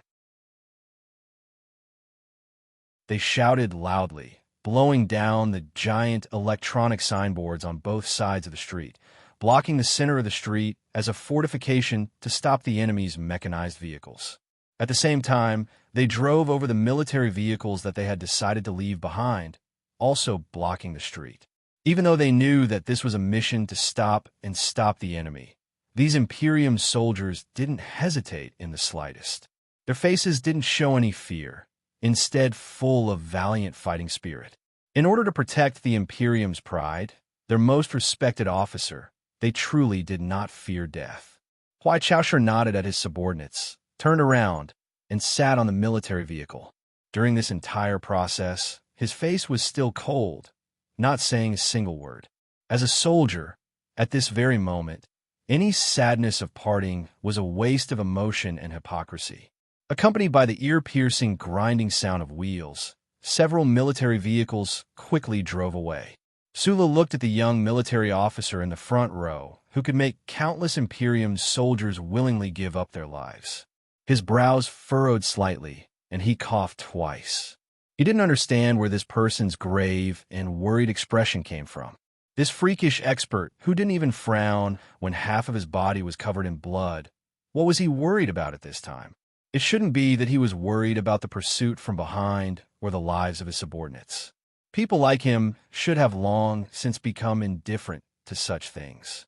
Suddenly, concentrated gunfire and explosions rang out in the streets behind them. Sulu turned back to look, only to see flames and smoke rising into the sky. In order to cover for Huai Chaoshu's departure, the Imperium soldiers engaged in fierce and even bloody battles with the enemy in the streets of Mulberry province. Over 100 soldiers gradually died in silence. Of the several military vehicles that drove away, only 2 were left behind to carry out a desperate suicide attack. Huai Chaoshu's group finally managed to temporarily shake off the pursuit of the enemy and arrived at the outskirts of a quiet residential area. The door to the underground garage slowly opened, and 3 military vehicles filed in. As the door closed once more, no one was able to discover the abnormality of this place. In the dim underground garage, Huai Chaoshu's expression was still heavy. He looked at the electronic map and said, "Cut off all contact with the outside world and stay here for 20 minutes to observe the situation." "Yes, sir," a soldier replied. "This is the latest meeting point set up by the Bureau. As long as those traitors are unable to infiltrate the royal palace, they should not be able to find this place." They had some guesses as to who dared to carry out the assassination, but no matter who it was, if they dared to assassinate the emperor, then they were without a doubt traitors. Huai Chaoshu made a sound of agreement. For him, the most important reason for choosing this meeting point was not because it was hidden, but because it was the source of his confidence in moving unhindered through the universe. The history of the empire was written with blood. He knew this very well since he was young. However, ever since the emperor inherited the throne, the empire and the noble class were unprecedentedly united. At least, it was on the surface. No one dared to challenge the dignity of the royal family, much less carry out such a crazy action. Who dared to assassinate him? Huai Chaoshu's expression was unusually heavy. Just as Su Lu had analyzed, he was not worried about his own safety. Instead, he thought that if those people dared to assassinate him, they would definitely know how angry the emperor would be. Then would the emperor's safety also be threatened at this moment? Suddenly, the alarm rang. The Empire officer looked at the data feedback on the screen with a face full of shock. He said with extreme guilt, "The whistle left outside confirmed that the rebel army suddenly changed direction and is coming this way. Sir, this place should be exposed." As he spoke, the Empire officer's hand was on the gun at his waist. He swept his cold gaze over the people present, trying to find the traitor hiding among his own people. "Don't move." An officer at the front right suddenly took out a metal gun from behind him and shouted at the crowd, "Otherwise, I will immediately kill the Emperor." The cold gun barrel trembled slightly as it aimed at Huai Chaoshi. The officer's voice was also trembling. It was obvious how much pressure he was under at this moment. "Rossi, you traitor, put down the gun. Otherwise, I will kill you." The Empire officer from before roared angrily. He wanted to rush forward and use his chest to block the muzzle of the gun. But because he was afraid that the opponent's bullet would hurt the Emperor, he did not dare to move. "Our people will be here soon." The Empire officer named Rossi laughed somewhat crazily and said in a shrill voice, "When the time comes, I will kill all of you." "Rossi, why is this? Have you forgotten the kindness that the Emperor has shown you?" Huai Chaoshi looked at this subordinate officer expressionlessly. He could no longer remember when this officer had entered the bureau to work and when he had become his direct subordinate. He did not listen to the angry questioning of his loyal subordinate. He did not even look at the trembling gun barrel. Instead, he took a step forward without any warning. Half of his body was covered in blood. It was as if he was stepping on the wind. In an instant, he moved forward 2 meters. He slapped down with his palm, bending the gun barrel and breaking the traitor's neck at the same time. With a crack, the traitor fell to the ground. His head was horribly tilted to the back. Sulu, who was standing behind the crowd, narrowed his eyes. He was shocked. The Emperor was seriously injured, but he was still so strong. "I finally wrote it. I can't do it anymore." Yes, I admit that the Empire's words in the first chapter are circles and crosses. Also, I have something to be proud of. A friend of mine who reads a book, Mr. Smirk, told me a few days ago that he had done very well in the civil servant exam again. Why did I say again? That was because he seemed to have done very well in the previous 2 exams, but he was eliminated in the interview. Back to the main topic, he said that there was a question about who said the sentence of the starry sky of virtue. It was the sentence that I used in my introduction. He said that after reading my book, he would naturally know it was Kant. I said that even if he did not read my book, he should know it was Kant. He said that if he did not read my book, he would not know it was Kant. So, I am somewhat satisfied. I have helped my dear reader. If there are any comrades who are taking the civil servant exam in Hebei and remember that it was written by Kant through my introduction, please remember to treat me to a meal.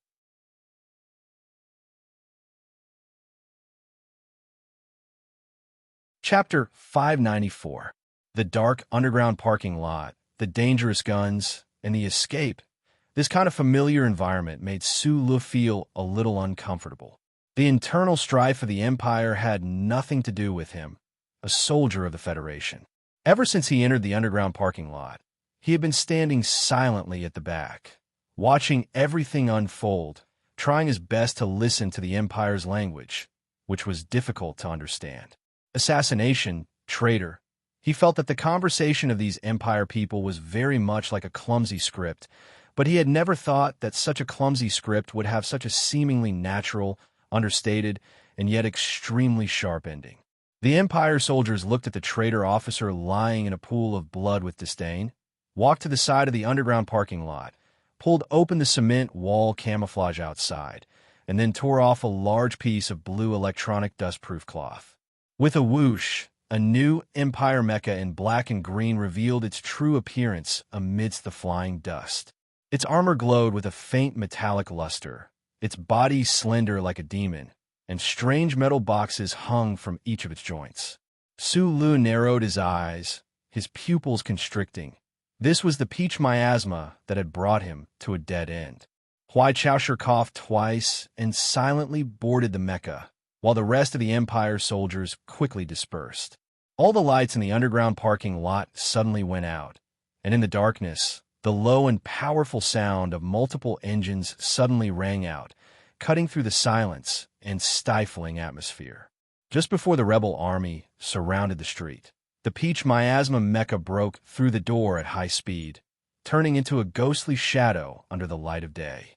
It crushed the cement road, knocked away the tanks in its path, and roared as it ran away.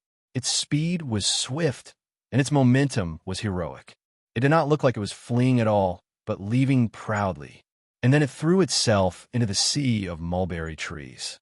Inside the dimly lit cockpit, only the green sea of mulberry trees on the monitor screen could soothe the nervous nerves and somewhat dry eyes. Those tender twigs and leaves fluttering in the wind flashed past the screen at high speed, gradually becoming countless green lines. It was possible to infer just how astonishing the speed of the mecha was at this moment. Sulu slightly lowered his eyes, no longer looking at the picture of Shanghai on the light beam that lasted for almost half an hour. His eyes fell on the officer of the Imperium next to him cautiously. The person beside him had sustained significant injuries in the attack at the ring-shaped restaurant. Blood had dyed a large portion of his body red, but this person's expression did not change at all. He continued to operate his mecha steadily, skillfully, or even exquisitely, dodging at high speeds through the sea of mulberry trees, avoiding what seemed to be an increasing number of enemies. Could it be that the Imperial family were all monsters with endless blood flowing through their bodies? This should be a nervous escape, but to Sulu, he thought of himself as an outsider, so he had enough calmness to observe everything that was happening. Especially this Peach Miasma mecha. This was the latest generation of mecha that the Empire had successfully developed. It walked the path of multi-joint micro-engine acceleration. It was different from the Federation's development of the new mecha, but it was very similar in essence. Sulu had not expected that in such a tense moment, this young Imperial personage would actually bring him along. However, this just so happened to provide him with a rare opportunity to observe the Empire's new mecha up close. He used his eyes to observe all the devices in the cockpit of the mecha, doing his best to memorize everything he saw. Although the chances of him returning to the Federation alive were slim, if he had the chance to send back this first-hand information, it would definitely be of great help to the Federation. Other than the internal structure of the Empire's new mecha, he was more interested in the way this young Imperial officer beside him operated it. After a long period of silent observation, he confirmed that this person's method of operating the mecha was extremely similar to his and Li Feng's. They were also using a device similar to the simulation system, directly transferring the power in their bodies into the internal sensors of the mecha. It was just that the other's device was clearly more compact, with only the connectors at the cuffs of the mecha visible.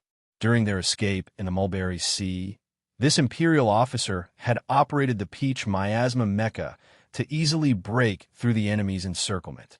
In several thrilling encounters, he had killed several enemy mecha like a tiger tearing rabbits apart. Sulu had been watching his operation all this time, once again feeling the terror he had personally experienced on the battleship. In the process of breaking through the encirclement, this Imperial officer had displayed an unparalleled level of mecha control.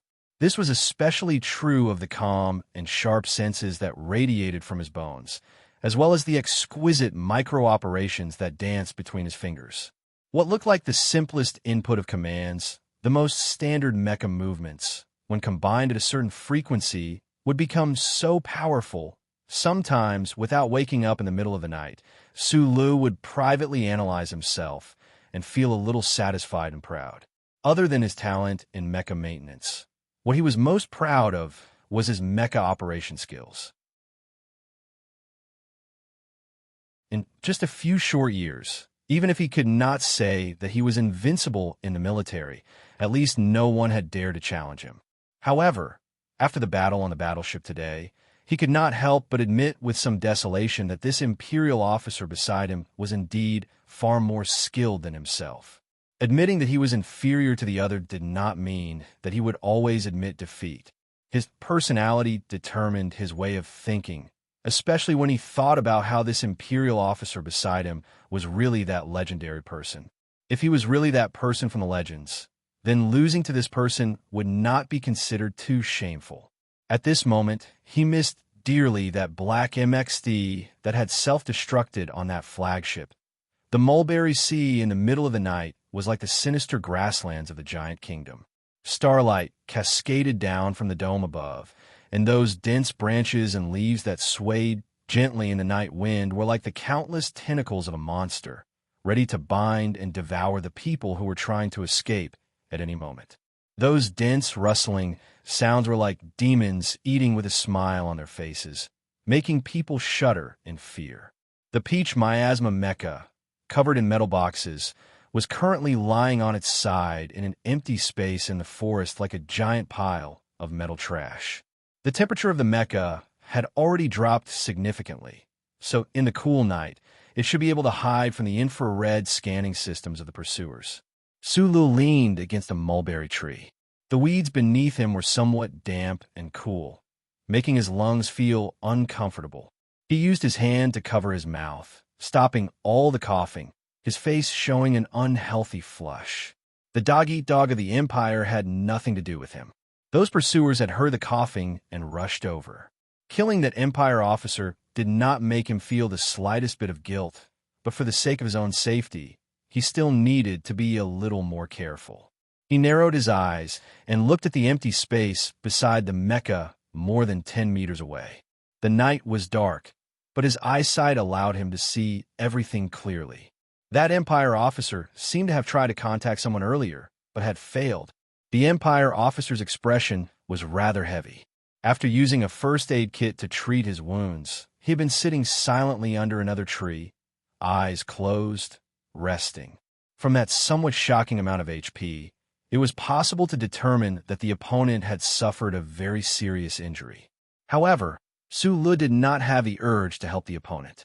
Even for the sake of his own safety, he was willing to let this powerful opponent be a little weaker. Moreover, this kind of freakish human resembling madman, Lee probably would not die so easily.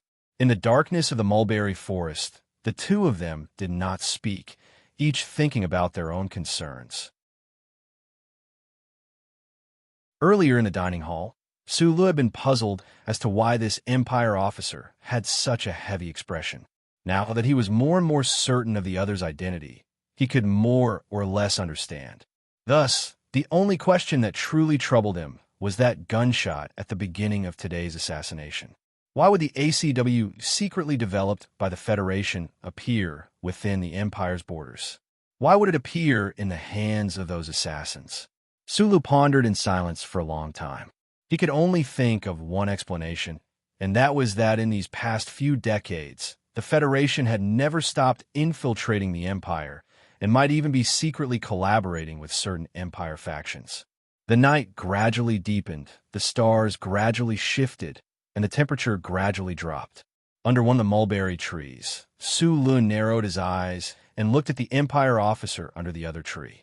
Seeing that his breathing was gradually calmer and his shoulders naturally shrunk inward, he understood that under the condition of blood loss, this person should be feeling somewhat cold. Other than shivering clothes, humans also had a way to resist the cold. Although this kind of sleep was often fatal, it was always hard to resist the instinctive choice. The wind was still blowing the branches of the mulberry trees, rustling them in a monotonous manner that induced sleep. Sulu remained motionless. He silently looked in that direction, counting the other's breathing rate. Only after counting for nearly an hour did he lower his gaze and slowly take off his shoes. Immediately afterward, he took off his dusty and blood-stained silk jacket, gently wetting it in the small hole under the tree and tying it around his neck. Then, he silently stood up and carefully took a step back. His bare feet stepped on the soft, wet grass without making any sound. Not even the insects in the grass were startled. He took a second step and once again approached the mulberry forest behind him, forcibly suppressing his heartbeat and controlling his breathing. Then came the third step. As long as he entered the sea of darkness behind him, who could catch him? However, at this moment, a silent vibration suddenly came from his shoulders, causing his footsteps to freeze in place. Lowering his head to look, the bracelets tied to the two bloody holes above his shoulder blades weakly lit up 3 times. After a moment of silence, Sulu inwardly sighed and lightly shook his head. Under the mulberry tree, 10 some meters away, Huai Chaoshu slowly opened his eyes. His eyes were abnormally bright as he looked at Sulu and said in a hoarse voice, "I always thought you to be a smart person. Now, it seems that you have made a few mistakes in your judgment." His voice was suppressed to an extremely low level. The night birds resting in the forest were still in their sweet dreams, undisturbed. However, he knew that Sulu should have been able to clearly hear his words. The enemy of my enemy is not necessarily my friend. Those people who want to kill me are probably also very willing to kill you. Huai Chaoshu said, with an indifferent expression, "The Empire is covered in chip detection equipment. Do you really think you can escape?" Sulu was silent for a moment. Naturally, he would not explain his final card to his opponent. He walked back to his own mulberry tree and somewhat tiredly sat down as if he had done nothing. In addition, this time, "I don't know if I can survive." Huai Chaoshu looked at him and said, "But before I die, I will definitely kill you first, so you had best pray that I can survive."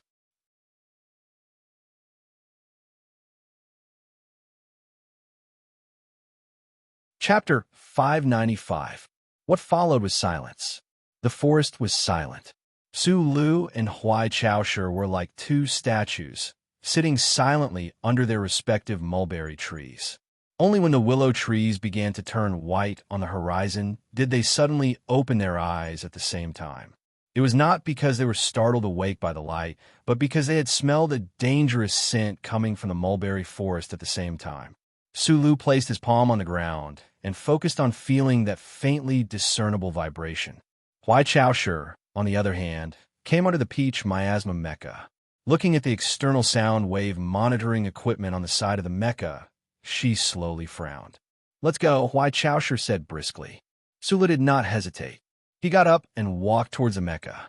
Accompanied by the clear sound of electricity, the peach miasma mecha stood like a god, crossing the branches of the mulberry trees to face the rising sun.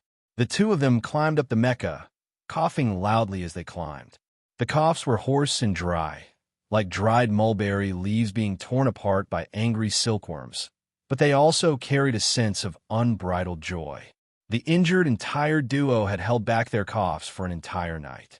Now that they had confirmed that the enemy had caught up, they naturally did not need to hold back anymore. Of course, they would cough to their heart's content. The rebel army more than 10 kilometers away should have heavy armored vehicles or mecha. Otherwise, they would not have left such clear curves on the surveillance equipment.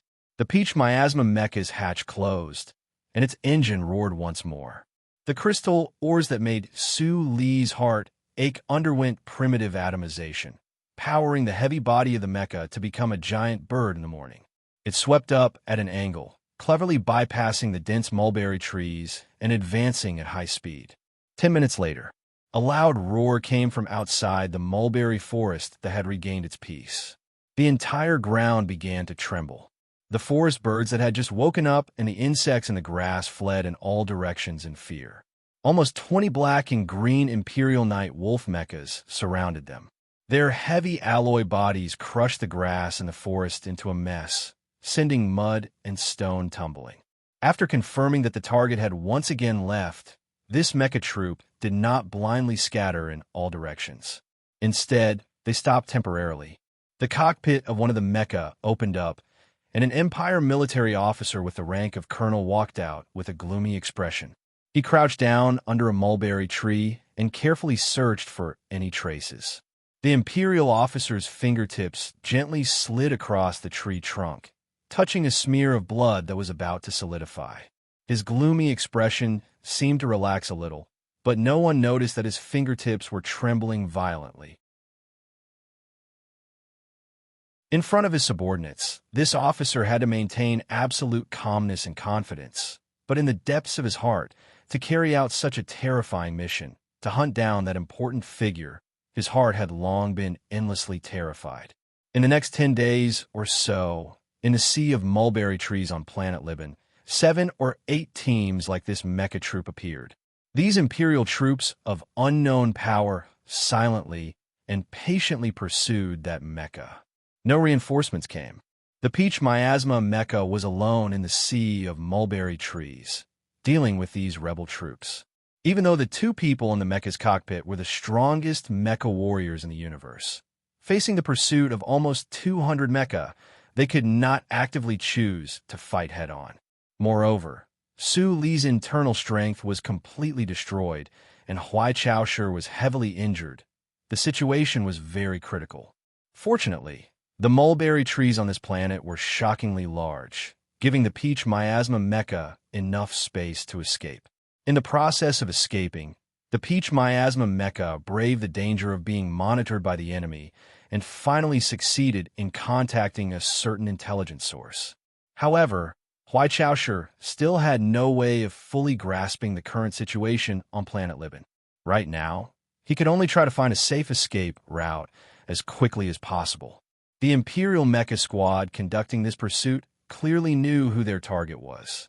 Even those soldiers who had not dared to believe their ears at first were able to confirm this fact after more than 10 mecha had fallen tragically at the hands of the Peach Miasma mecha. All of the Imperial soldiers were incomparably fearful of that Peach Miasma mecha, or more accurately, the person inside the Peach Miasma mecha. However, since they had chosen this path of rebellion from the very beginning, there was no turning back. Instead, because of the trembling fear in the depths of their hearts, they became even crazier. In the last few mecha encounters in the Mulberry Forest Sea, the rebel army's mecha had become crazier each time, more reckless than the last. They knew that defeat was certain, but they continued to surround the Peach Miasma mecha like moths to a flame, attacking the Peach Miasma mecha at all costs.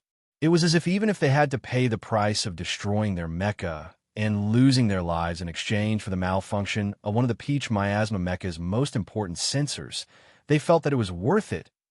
Watching silently from the sidelines, Su Lu gradually understood the intentions of those rebel mecha. His face grew paler and paler, but he continued to operate the Peach Miasma mecha like an emperor. The undefeatable Huai Chaoshi also understood the rebel army's intentions, but he had no way of changing the situation. The Peach Miasma mecha moved as fast as lightning, unparalleled in its evasion and retreat. Its close combat spear was swift and fierce. Not a single rebel mecha could last more than 10 seconds against it. On a normal battlefield, this mecha battle would have undoubtedly ended with the Peach Miasma mecha's victory. This was because it could move around like a shark, cruelly searching for opportunities to attack shoals of fish and then retreating again. If this simple cycle continued, the rebel army's mecha horde would eventually be wiped out. However, in this mulberry forest, the Peach Miasma mecha could not do this. This was because there was no supply base here, and there were no components and materials needed to repair the mecha. The rebel army's mecha horde chased relentlessly and relentlessly, all because they wanted to force the person they respected the most to never have time to rest. Their injuries and exhaustion would continuously eat away at that person's strength. At the same time, they also wanted to continuously wear down the Peach Miasma mecha's body. In this primitive agricultural area, if the mecha could not be repaired, then it could only be nibbled to death by shoals of fish during the process of their escape. Sulu had been diligently observing or studying the mecha controls of this Empire elite. Even if tomorrow morning or the next moment, this innocent fish in the pond would be burned to death, he still devoted a great deal of energy to this task. This was because the other's level of mecha control was truly very high. From the perspective of someone at his level, he was able to experience much more, even gaining a certain sense of fierce beauty. What shocked him the most, or perhaps more accurately, terrified him, was that even though they had been on the run for more than 10 days and nights, this Empire officer beside him had actually been able to maintain a valiant combat prowess, as well as a vigorous desire for battle that he could not comprehend. Although this person's cheeks were becoming thinner and thinner, the light in those small eyes had never once dimmed. However, Just as the several mecha units in pursuit had hoped, the heavily injured and bone-deep, exhausted Huai Chaosher held on valiantly. Meanwhile, the Peach Miasma mecha could not withstand the increasing wear and tear of its components and metal fatigue, finally collapsing at some quiet dusk. In the blood-red twilight, the heavy and massive Peach Miasma mecha crashed to the ground, kicking up a cloud of dirt and dust. Fortunately, the dense mulberry trees around it blocked the dust from reaching into the air. Not too far away was a row of simple and crude village houses. Judging from the row of hydraulic gears behind the houses, this should be a mechanical mill used to process mulberry trees. This row of mills was bathed in the golden light of the setting sun, glowing faintly with a bright red light. The emergency hydraulic valves activated, and the Peach Miasma mecha's cockpit opened up a little. The new model mecha, lying diagonally on the ground, now looked like a patient gasping for air, waiting for death. Huai Chaosher and Su Lu crawled out from the open cockpit. The two of them were covered in small wounds, looking rather haggard. However, from the silent expressions on their faces, not a trace of it could be seen. An hour ago, when Su Lu had been considering whether or not to remind this person that the mecha's components had already passed the critical threshold and that it could shut down at any moment, the central control computer of the Peach Miasma mecha had blared out a shrill alarm. Huai Chaosher had silently operated the mecha to begin the fastest ambush they had made since their escape, all the way to this stretch of red mills.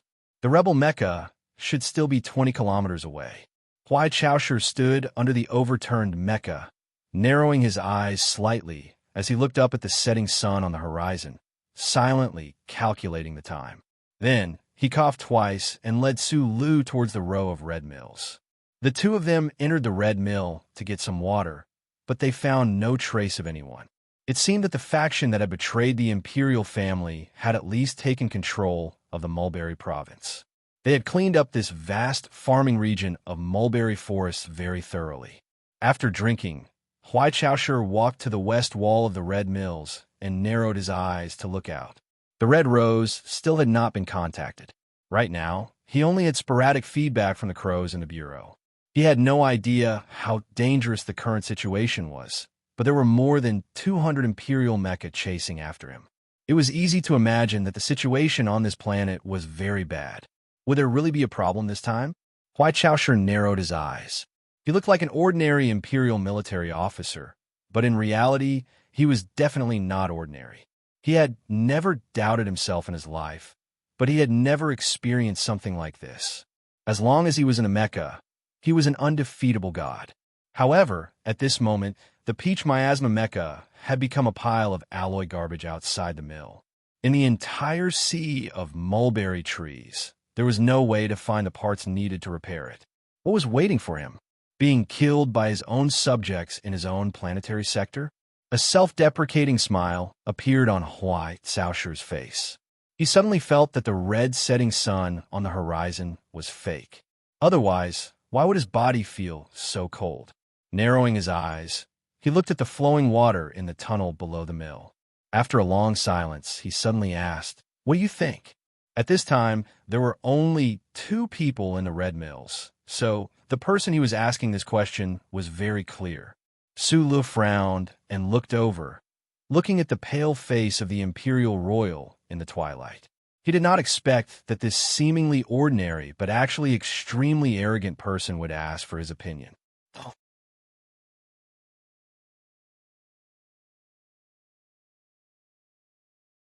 Chapter 596.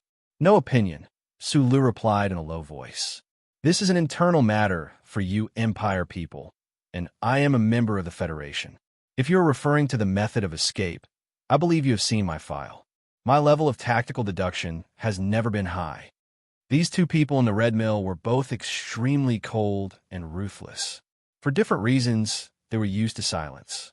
However, for some reason, Su Lu became more talkative in front of this person. For a second, he thought of his own childhood. Back then, he had lived with his parents and sister. He seemed to have a lot to say. Even when he was an orphan, he still spoke a lot. Perhaps it was because he later met a nagging uncle that he became less and less talkative. Actually, I think the key question now is whether or not your emperor will survive this assassination attempt. Sulu woke up from his momentary daze. He looked at him and said, "If he dies, even if you escape this planet, you won't be able to survive." Huai Chaoshi frowned. She did not expect this Federation member to see the most fatal part of the situation so quickly. Sulu paused for a moment. He looked at the Empire officer and continued, "Your Highness, those people even dared to assassinate you. Naturally, they will kill your father first." Hearing the word Your Highness, Huai Chaoshi narrowed her eyes. A glint flashed through her eyes. After a moment of silence, she still did not give any response. Sulu looked into her eyes and said, "Rumor has it that you passed Mecha level 6 at the age of 12. I have a proud friend who has you as his goal. After these days of escape, I can confirm that you are indeed the most talented and powerful pilot in the universe. So, I don't understand why you didn't choose to break out of the encirclement at the beginning of the attack. Instead, you chose to enter this mulberry sea." The proud friend he was referring to was Tai Ziyuan. This Federation's Shadow Prince had once said that there were only 5 people in the entire universe who were his goal. "I don't know the situation outside. Mulberry Sea is suitable for guerrilla warfare and escape." Huai Chaoshi replied expressionlessly, "I didn't expect that so many Imperial soldiers would dare to betray the Imperial family. First, they would use the ACW, which no one in the Empire knew about, to launch a long-range attack. Then, they would use a missile attack. Finally, they would use a mole. Finally, they would tear off the disguise and directly use the heavy armored forces to launch a frontal attack." Sulu knew the power struggle within the Empire, but in his opinion, this assassination plan was very reasonable. If he was not so familiar with the activation curve of the ACW, perhaps the pride of the Empire in front of him, the powerful princess, would have died under that terrible big gun. However, this kind of assassination arrangement also revealed some kind of information.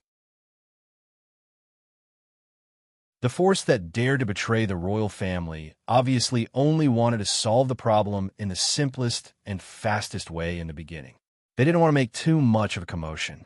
It was only later that they were forced by the situation that the whole incident gradually escalated. From this, it seemed that the force that betrayed the royal family didn't completely control the situation on this planet.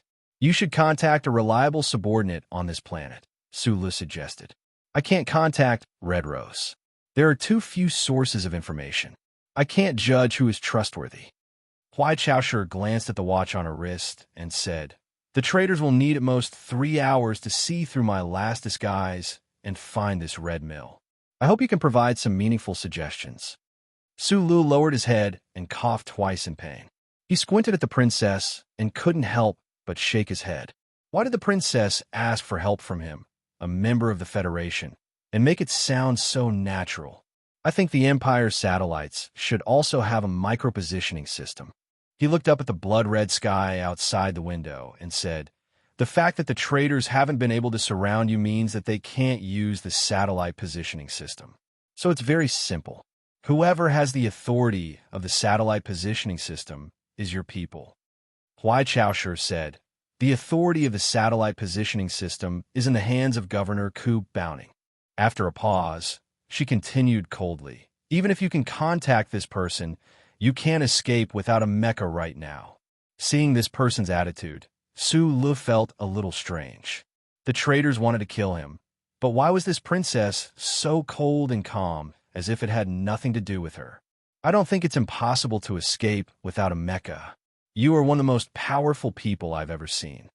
Sulu looked at her pale cheeks and suddenly said, "Of course, if you think I'm a burden, you can let me go. After all, I can't escape the Empire. I can only stay in this sea of mulberry trees." Huai Chaoshi narrowed her eyes. She was about to ask who this person was, but when she heard the last sentence, she almost laughed coldly.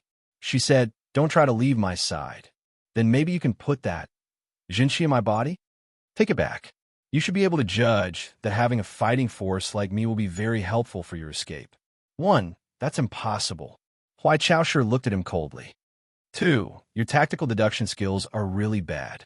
In this kind of flat, non-man-made forest, facing more than 20 military-use mecha, no one can rely on their own physical strength to escape the encirclement. Just now, when you were staring blankly at the sunset, I checked this mechanical mill. After a moment of silence, Su Lu suddenly said, I found a lot of mechanical farming tools below. This should be the farm owner's warehouse.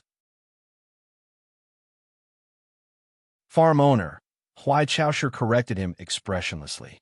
She frowned and asked coldly, and, I can fix the peach miasma for you, Su Lu said, staring into her eyes.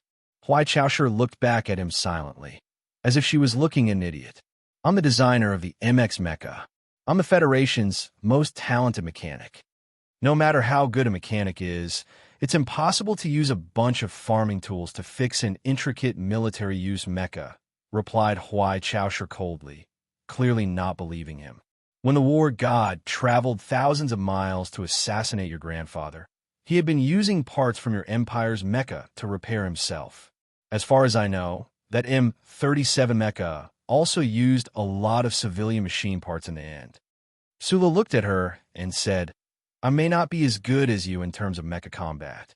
Of course, I'm definitely not as good as Lord War God, but when it comes to mecha repair skills, the two of you combined won't be as good as me. Of course, with just these farming tools, it's impossible for your peach miasma to become invincible again, but it can at least make it output 30% of its original power and run again. Hearing the two words War God, Huai Caosher's gaze suddenly sharpened, but she was somewhat convinced by Su Li's words. However, she believed that this Federation member must have some ulterior motive for voluntarily displaying his strength at this time. What do you want? She asked directly. I want freedom, replied Su Lu. Impossible. Huai Caosher's answer was extremely concise and powerful, like a long spear coldly cutting through a piece of metal, so firm that it made one's heart palpitate. Inside the red mill, it was silent. The two of them both knew that their pursuers were getting closer and closer, that the footsteps of death were getting clearer and clearer, but neither was willing to be the first to back down. They only stared calmly into each other's eyes, engaging in a battle of mental wills. It was like two battleships flying at high speed in a narrow waterway, seeing that the explosion of death was about to arrive, but each gripped the rudder firmly, unwilling to back down. The water below the red mill flowed silently and quietly. Suddenly, a leaf clamped between a mechanical gear fell down, lightly hitting the water with a soft thud, breaking the silence.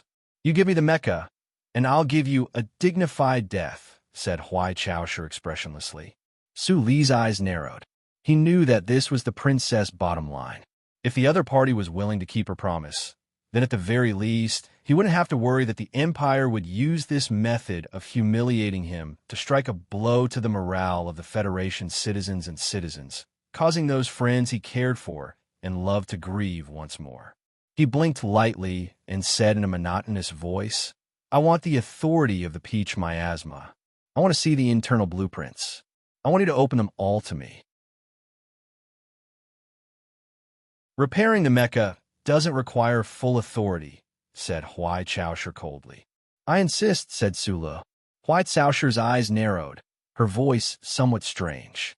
You want to obtain the blueprints of the peach miasma, so that you can escape back to the Federation in the future? You're very confident, even a little arrogant. As long as you have that doglet-like chip behind your neck, you won't be able to escape. Sula looked into her eyes and said, Whether or not I can escape is my business. I'll keep my eyes open and see just how you'll escape. Huai Chaosher expressionlessly gave him the secret key to the highest authority of the peach miasma mecha. 3 hours later, 60 to 70 Imperial Moonwolf mechas crushed the surrounding mulberry trees, crushed the tranquility, and crushed the shadow cast by the red mill on the water.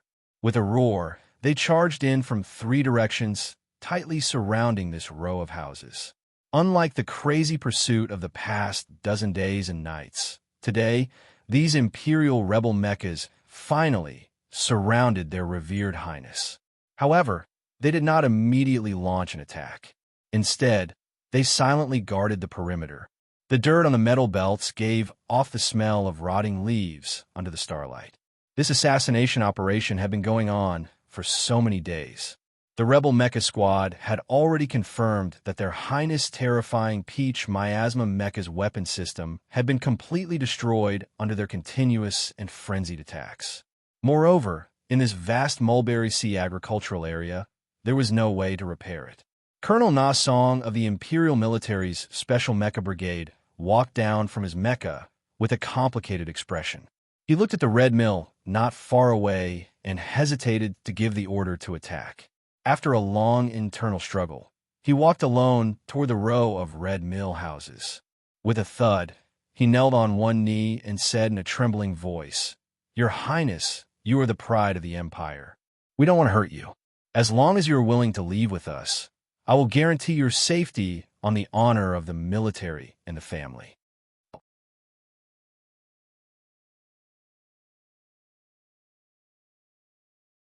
Chapter 597. In one of the most heavily guarded manors on the Libyan star, the light from the broken lamps, which imitated the starlight of the night sky, refracted and fluctuated inside the spacious building like flowing water, making the exquisite jade carving on the black sandalwood table seem as if it was about to come alive. The jade carving was of a spring silkworm. Below the white curve was a thin piece of jade that resembled a mulberry leaf. In contrast, the jade silkworm's body was round and cute, completely without the disgusting feeling that ordinary insects gave people. The mulberry tree and silkworm had an important symbolic meaning to this planet. So when this manor was being renovated, the most famous sculptor of the empire chose it as the object to carve, which won the appreciation of the manor owner and all the nobles. A young noble wearing a black silk coat gently stroked jade silkworm's body. His slightly gloomy face suddenly twitched as he coldly said, "His Majesty is already old and muddle-headed, but the Empire and the royal family have no reason to pay the price for his old and muddle-headed behavior." For decades, in the Zwitian Star region, no one dared to criticize the high and mighty emperor like this. Those poor rebels on the remote planets may have angrily preached similar words in front of the fire, but their stinking heads had been piled on the ancient city wall, and their corpses were burned to ashes and thrown into the stinking puddles. After the young noble said this, he still appeared very calm. Looking at the night sky outside the manor, he raised his arm and said with a cold smile, "Look at this planet. The emperor actually allowed those lowly people to eat together with us in the same school. What is he trying to do? Did he forget the noble bloodline of the royal family? Forget the oath of the nobles? And this time's hunting plan?"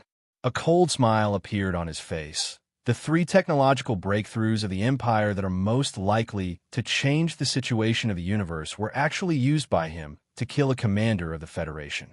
Think about the West Woods Expeditionary Force 2 years ago that was destroyed because of his reckless orders.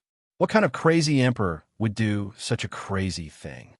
The luxuriously dressed middle-aged man behind Jade Silkworm had been silent and did not answer these treasonous accusations. It was not until now that he raised his head and said with a frown, "The time-travel hunting plan was drawn up by the military ministry. As for the destruction of the West Woods Expeditionary Force, I don't know what His Majesty thinks."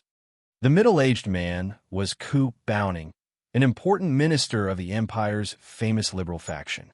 He was also the governor of Libanstar. Because of his ability and charming demeanor, this person had a very good reputation in the aristocratic circle. Moreover, he also had a strong appeal among the commoners of Libanstar. However, in these dozen or so days and nights, Governor Coop Bowning had already found it difficult to maintain his composure. With a heavy expression, he stared at the young noble in front of him and said, "Speaking of madness, His Majesty ignored the staunch opposition of the Council of Elders and your father and made you a duke at such a young age. Is this not madness? But the young duke was actually covered in explosives and trapped me in the governor's mansion. Isn't that crazy?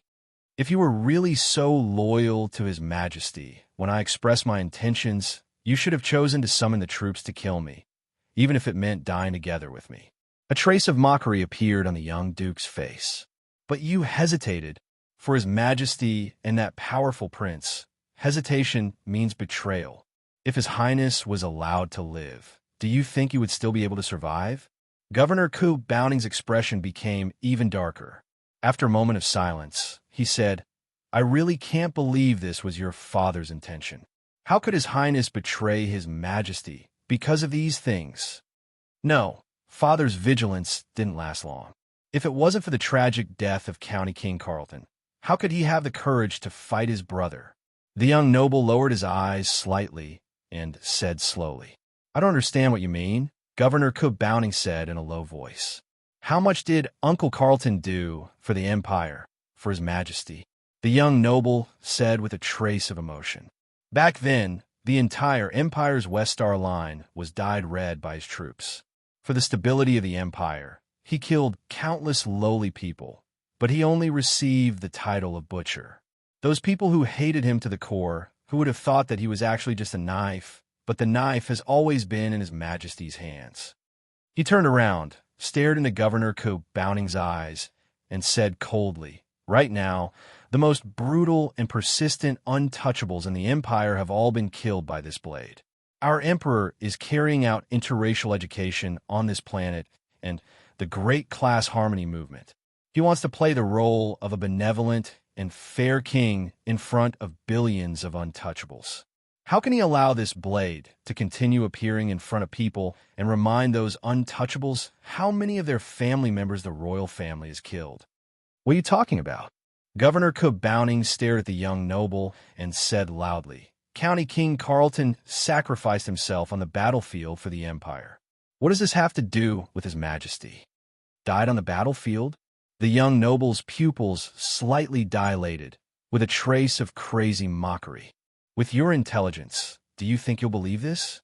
Or does His Majesty think that the intelligence of all nobles has dropped to this level? A spaceship of the Federation, a member of the Federation, forced his way through the space channel, and then, in the Empire Star region, faced with a powerful ghost fleet, he easily killed the commander of the fleet and blew up the flagship. Is this possible? Is that member of the Federation Lipifu? The young noble widened his eyes and said coldly, The most chilling thing is our invincible highness was on the flagship at that time. Who could kill Uncle Carleton in front of him? Governor Coop Bowning was silent for a long time, and then said with a pale face, You think this is all a scheme? Of course.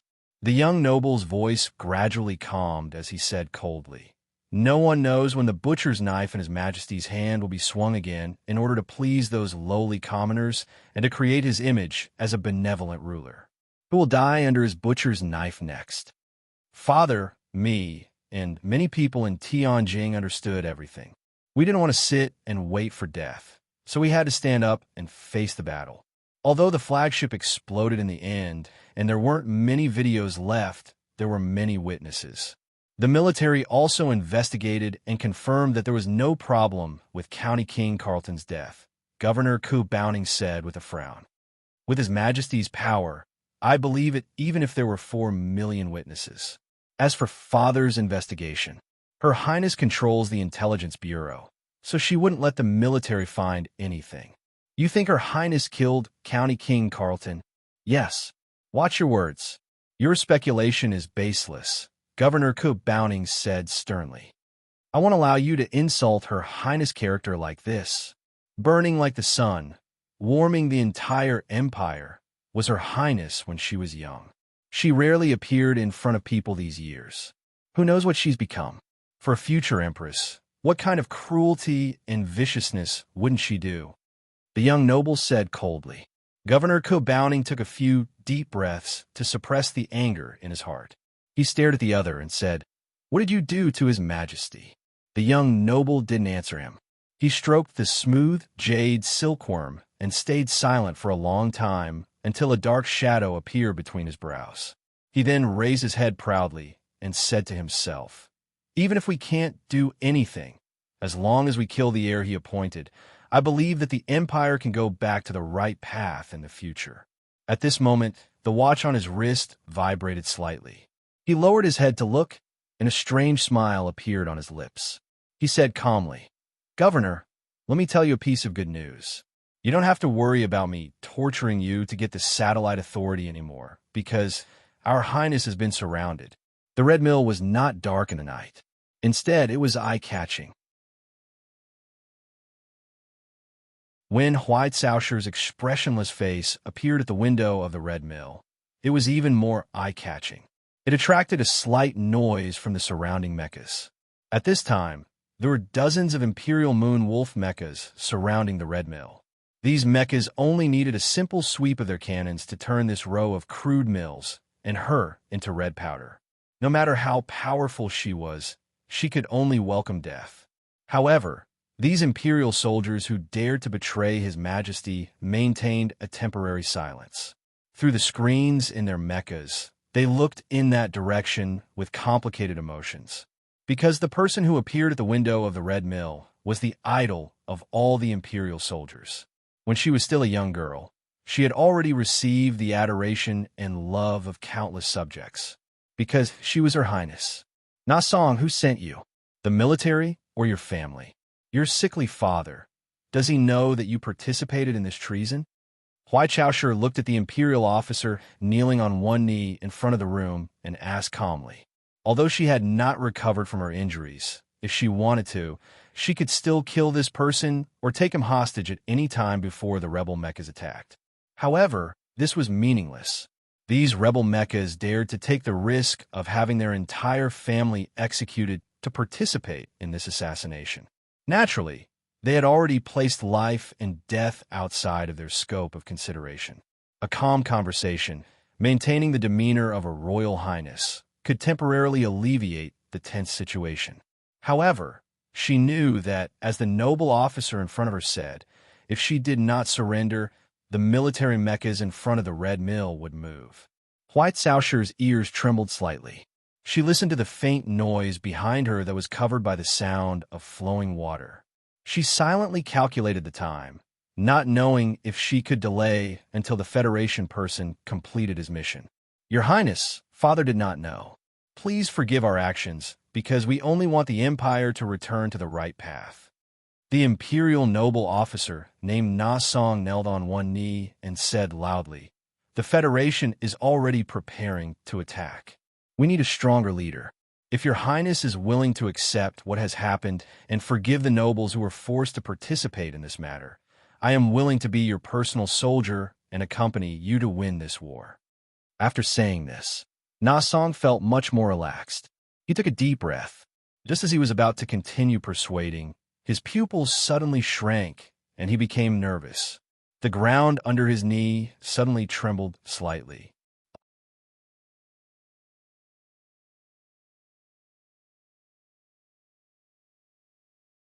Chapter 598. Truth? What truth? White Sousher's eyes suddenly narrowed. Soon after, she said lightly, "There is no truth. The nobles only know how to show greedy eyes in the dark night. How can they hurt His Majesty the Emperor?" Na Song didn't hear Her Highness answer clearly. His rapidly narrowing pupils had been tightly grasped by the scene in front of him.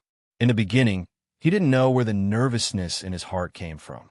It wasn't until the ground under his knees suddenly began to tremble slightly and a faint buzzing sound came from the Red Mill, shrouded in darkness, that he finally understood what was happening at this moment. Impossible. After more than 10 days of crazy and reckless mecha pursuit, Her Highness Peach, Miasma Mecha, couldn't possibly hold on. There were no military bases in this vast mulberry sea, no factories, and not even an automated assembly line. Before they surrounded the Red Mill, his mecha unit had carefully monitored for a period of time and confirmed that Her Highness Mecha had lost all mobility. In fact, Her Highness' new mecha, which left a deep impression with countless metal boxes hanging from its joints, looked like a pile of metal trash. It had been lying quietly and helplessly on its side by the stream behind the Red Mill just now. It was like a pile of metal trash. Why did this pile of metal trash suddenly move? He was stunned in place, still in a kneeling position. He raised his head to look at the tall shadow in front of him. This shadow was as heavy as millions of tons of steel. His body suddenly stiffened. This was the last question the Imperial officer Na Song asked before his life ended. In the middle of the night, in the Red Mill by the stream, the rebel army's mecha stared in shock at the terrifying mecha that looked like a demon. It woke up from its deathly stillness and returned from hell. It stood up at high speed with a loud roar and smashed through the shabby houses, causing dust and debris to fill the air. At this critical moment, when the situation suddenly changed, there was a moment when time stopped. In this short period of time, in the dim cockpit of the Peach Miasma mecha filled with the smell of inferior engine oil, Su Li's eyes were abnormally bright. His gaze pierced through the light screen in front of him and stared at the back of the figure in front of the crumbling red mill. That person's back was a little thin. She, who usually gave people a feeling of invincibility, appeared so small and weak under the heavy metal mecha's feet. As long as he gave the command, the Peach Miasma mecha would raise its gigantic mechanical legs and stomp the opponent into meat paste. The Federation's most powerful and dangerous enemy had suddenly become an ant that could be easily stepped on because of such an opportunity that was hard to replicate. This kind of temptation was hard to resist. The Peach Miasma mecha had been repaired, and its power output was now at 37%. If he could kill this person in front of him in one blow, Sula had a 60% chance of avoiding the encirclement of these traitors and driving the Peach Miasma into the dark night. However, the person he wanted to kill the most had his back facing the Peach Miasma mecha, but his hands were behind his back the entire time. A remote control device was emitting a faint light between the pair of hands that didn't seem to be strong, but rather delicate. With just a glance, Su Lu suddenly felt the two bloody holes above his shoulder blades begin to hurt. It was as if his blood and bones would explode in the next moment, turning him into a miserable corpse. The other party hadn't pressed the remote control, but just the thought of it made him feel cold. Even though they were surrounded by danger, Su Lu in the cockpit and Huai Chaoshi in the shadows of the mecha still managed to make a bet in such a short amount of time. They were betting on who was faster, and the chips were each other's lives. Su Li's bright eyes abruptly dimmed. Expressionlessly, he suppressed that impulse. His right hand quickly entered the mimicry command and opened the hatch of the Peach Miasma mecha. The Federation's mecha horde had reacted quickly enough. By the time they noticed the abnormality, the Moon Wolf mecha, which had been in a state of alert all this time, began to howl and pounce forward. At the same time, the long-range weapons on its mechanical arms were ready to fire. However, they were still faster than that mecha and that person. The Peach Miasma mecha burst out of the red mill, abruptly becoming a shadow. Huai Chaoshi stood expressionlessly in front of the window. The window frame gradually shattered, the walls crumbling. The scene around her seemed to accelerate in time and then rapidly crumble. She coldly looked at Na Song, who still hadn't managed to retract his stunned expression. Her feet pushed off the ground, and in a dense gust of air, her body quickly flew backwards. After more than 10 days and nights of pursuit, the large patches of blood-stained silk clothing were severely damaged. As she flew backwards, it scattered in all directions, like the ancient robes of a god fluttering in the starlight. The hatch of the Peach Miasma mecha behind her had already opened. She was like a monarch returning to the throne that represented power, returning to her seat. The howling and sharp sounds of gunfire rang out. The mulberry trees in 3 directions in front of the red mill were viciously cut down by the sharp shrapnel. The white stubble jutted out sharply, splinters flying in all directions. Suddenly, the rebel mecha horde were attacked, and the muffled sound of gunfire was deafening. It was only then that the rebel soldiers in the mecha realized that although they had done a lot of preparation work, they still had no way of getting access to the data of the ammunition ratio of His Highness's mecha. It was even possible that the data of the ammunition they had was fake data deliberately sent out by His Highness's intelligence department. Because of this fatal error in intelligence, the rebel mecha horde had never imagined that Her Highness Peach Miasma mecha would have such a shocking amount of ammunition. Instantly, a small opening appeared in the encirclement. Of course, the most fatal reason for this situation still puzzled them. This had nothing to do with intelligence. This Peach miasma mecha had clearly been severely damaged and could not be activated. Why did it have to be activated again at the most critical moment? Amidst the flying shrapnel, there was the ear-piercing sound of the heavy mecha stomping through the ground at high speed. After the Peach miasma mecha's sudden display of power, the rebel mecha, and even Sulu, who was in the Peach miasma cockpit, all thought that Huai Chaosher would choose to retreat quickly after this wave of fierce attacks. She would leap over the small stream behind the mill and throw herself into the darkness that could hide everything. Thus, the 10 mecha flanking the rebel mecha horde rushed towards the small stream. They knew of Her Highness' near invincible mecha battle strength and the terrifying mobility of the Peach miasma mecha. If they didn't advance in advance, there was no way they could stop the other.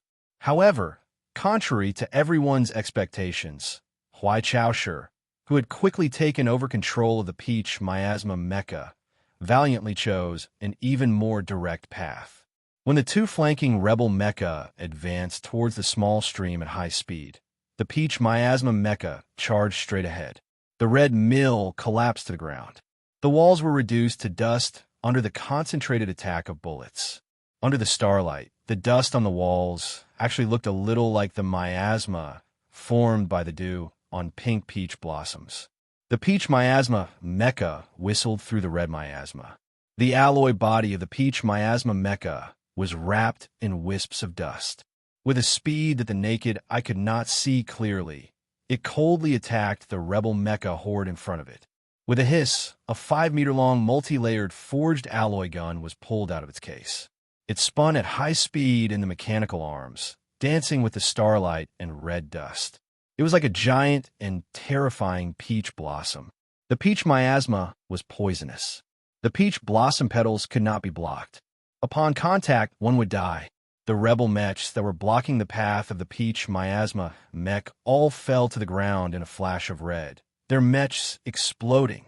In the mulberry forest filled with the smell of burnt flesh, 6 Empire Moonwolf mecha lay wretchedly on the ground. Their outer armor was damaged and curled up. Sparks flew in all directions. There were 2 mecha that had been knocked down that did not completely lose power. Their metal joints crackled, causing the mechanical arms to contract futilely and even sorrowfully like patients on their deathbed. The night wind blew past. The red mill had already been reduced to ruins. The dust gradually settled. The Empire officer named Nason had been crushed to death by the falling wall. His eyes were wide open and unwilling to close. The Peach miasma mecha had long disappeared without a trace. The cockpit of the Peach miasma mecha was silent. The lights were dim, and only the rising and falling of the mecha indicated that it was running at high speed. After breaking through the encirclement of the mecha swarm, Huai Chaosher did not take revenge on Su Lu for the trace of killing intent that had leaked out from the Peach miasma mecha behind her. After a long period of silence, she suddenly said, "If you can repair the Peach miasma mecha for me like you did today, even if it can only maintain 30% of its power output, I can still clear out all the rebel mecha in this sea of mulberry trees." Humans were the #1 machines. Hearing Huai Chaosher's calm and confident judgment, Su Lu suddenly remembered what the uncle had once said. This princess seemed to never feel tired. The strength in her body was inexhaustible. Her mind could always maintain a high level of concentration. She was like a coal machine, but she was still human. There is no such possibility. After coughing twice, he replied hoarsely, "You have to admit, your luck this time was too good. There just so happened to be enough parts in that storeroom, and the core components of the Peach miasma mecha were not damaged. The miniature repair arm is also still functional. But even if you can find enough parts in this agricultural area, this kind of repair cannot be continued indefinitely. Using agricultural machinery to replace precision military mecha, even if it can be activated, as long as the mecha's engine is running, the severe wear and tear between the components will continue, and it will only worsen until the structure explodes." The cockpit once again fell silent. As a mecha combat genius, Although Huai Chaoshi was far inferior to Su Lu in the field of mecha repair, she must have done some research. She knew that Su Li's judgment was correct. This person's repair skills were indeed shocking, but in the end, it could only be a temporary replacement and support for a period of time. After a long period of silence, she spoke again and asked coldly, "A few hours ago in the Red Mill, you once told me how Li Pifu assassinated my grandfather." Su Li's eyes narrowed. Looking at the side of her face, he said, "Back then, the war god traveled thousands of miles, hiding along the way, attacking the Empire's lone mecha. Then, he used these broken mecha parts to replace and repair them. Can this method still be used now?" Huai Chaoshi asked. "They're all Empire mecha. It should be easier to use," Su Lu replied with a smile. "Then let's do it this way," Huai Chaoshi said. "I will be responsible for hunting down those traitors' mecha. You will be responsible for repairing them." You're tuning in to the Warrior Lore YouTube channel. Don't forget to subscribe and join us on this journey to catch the most captivating stories.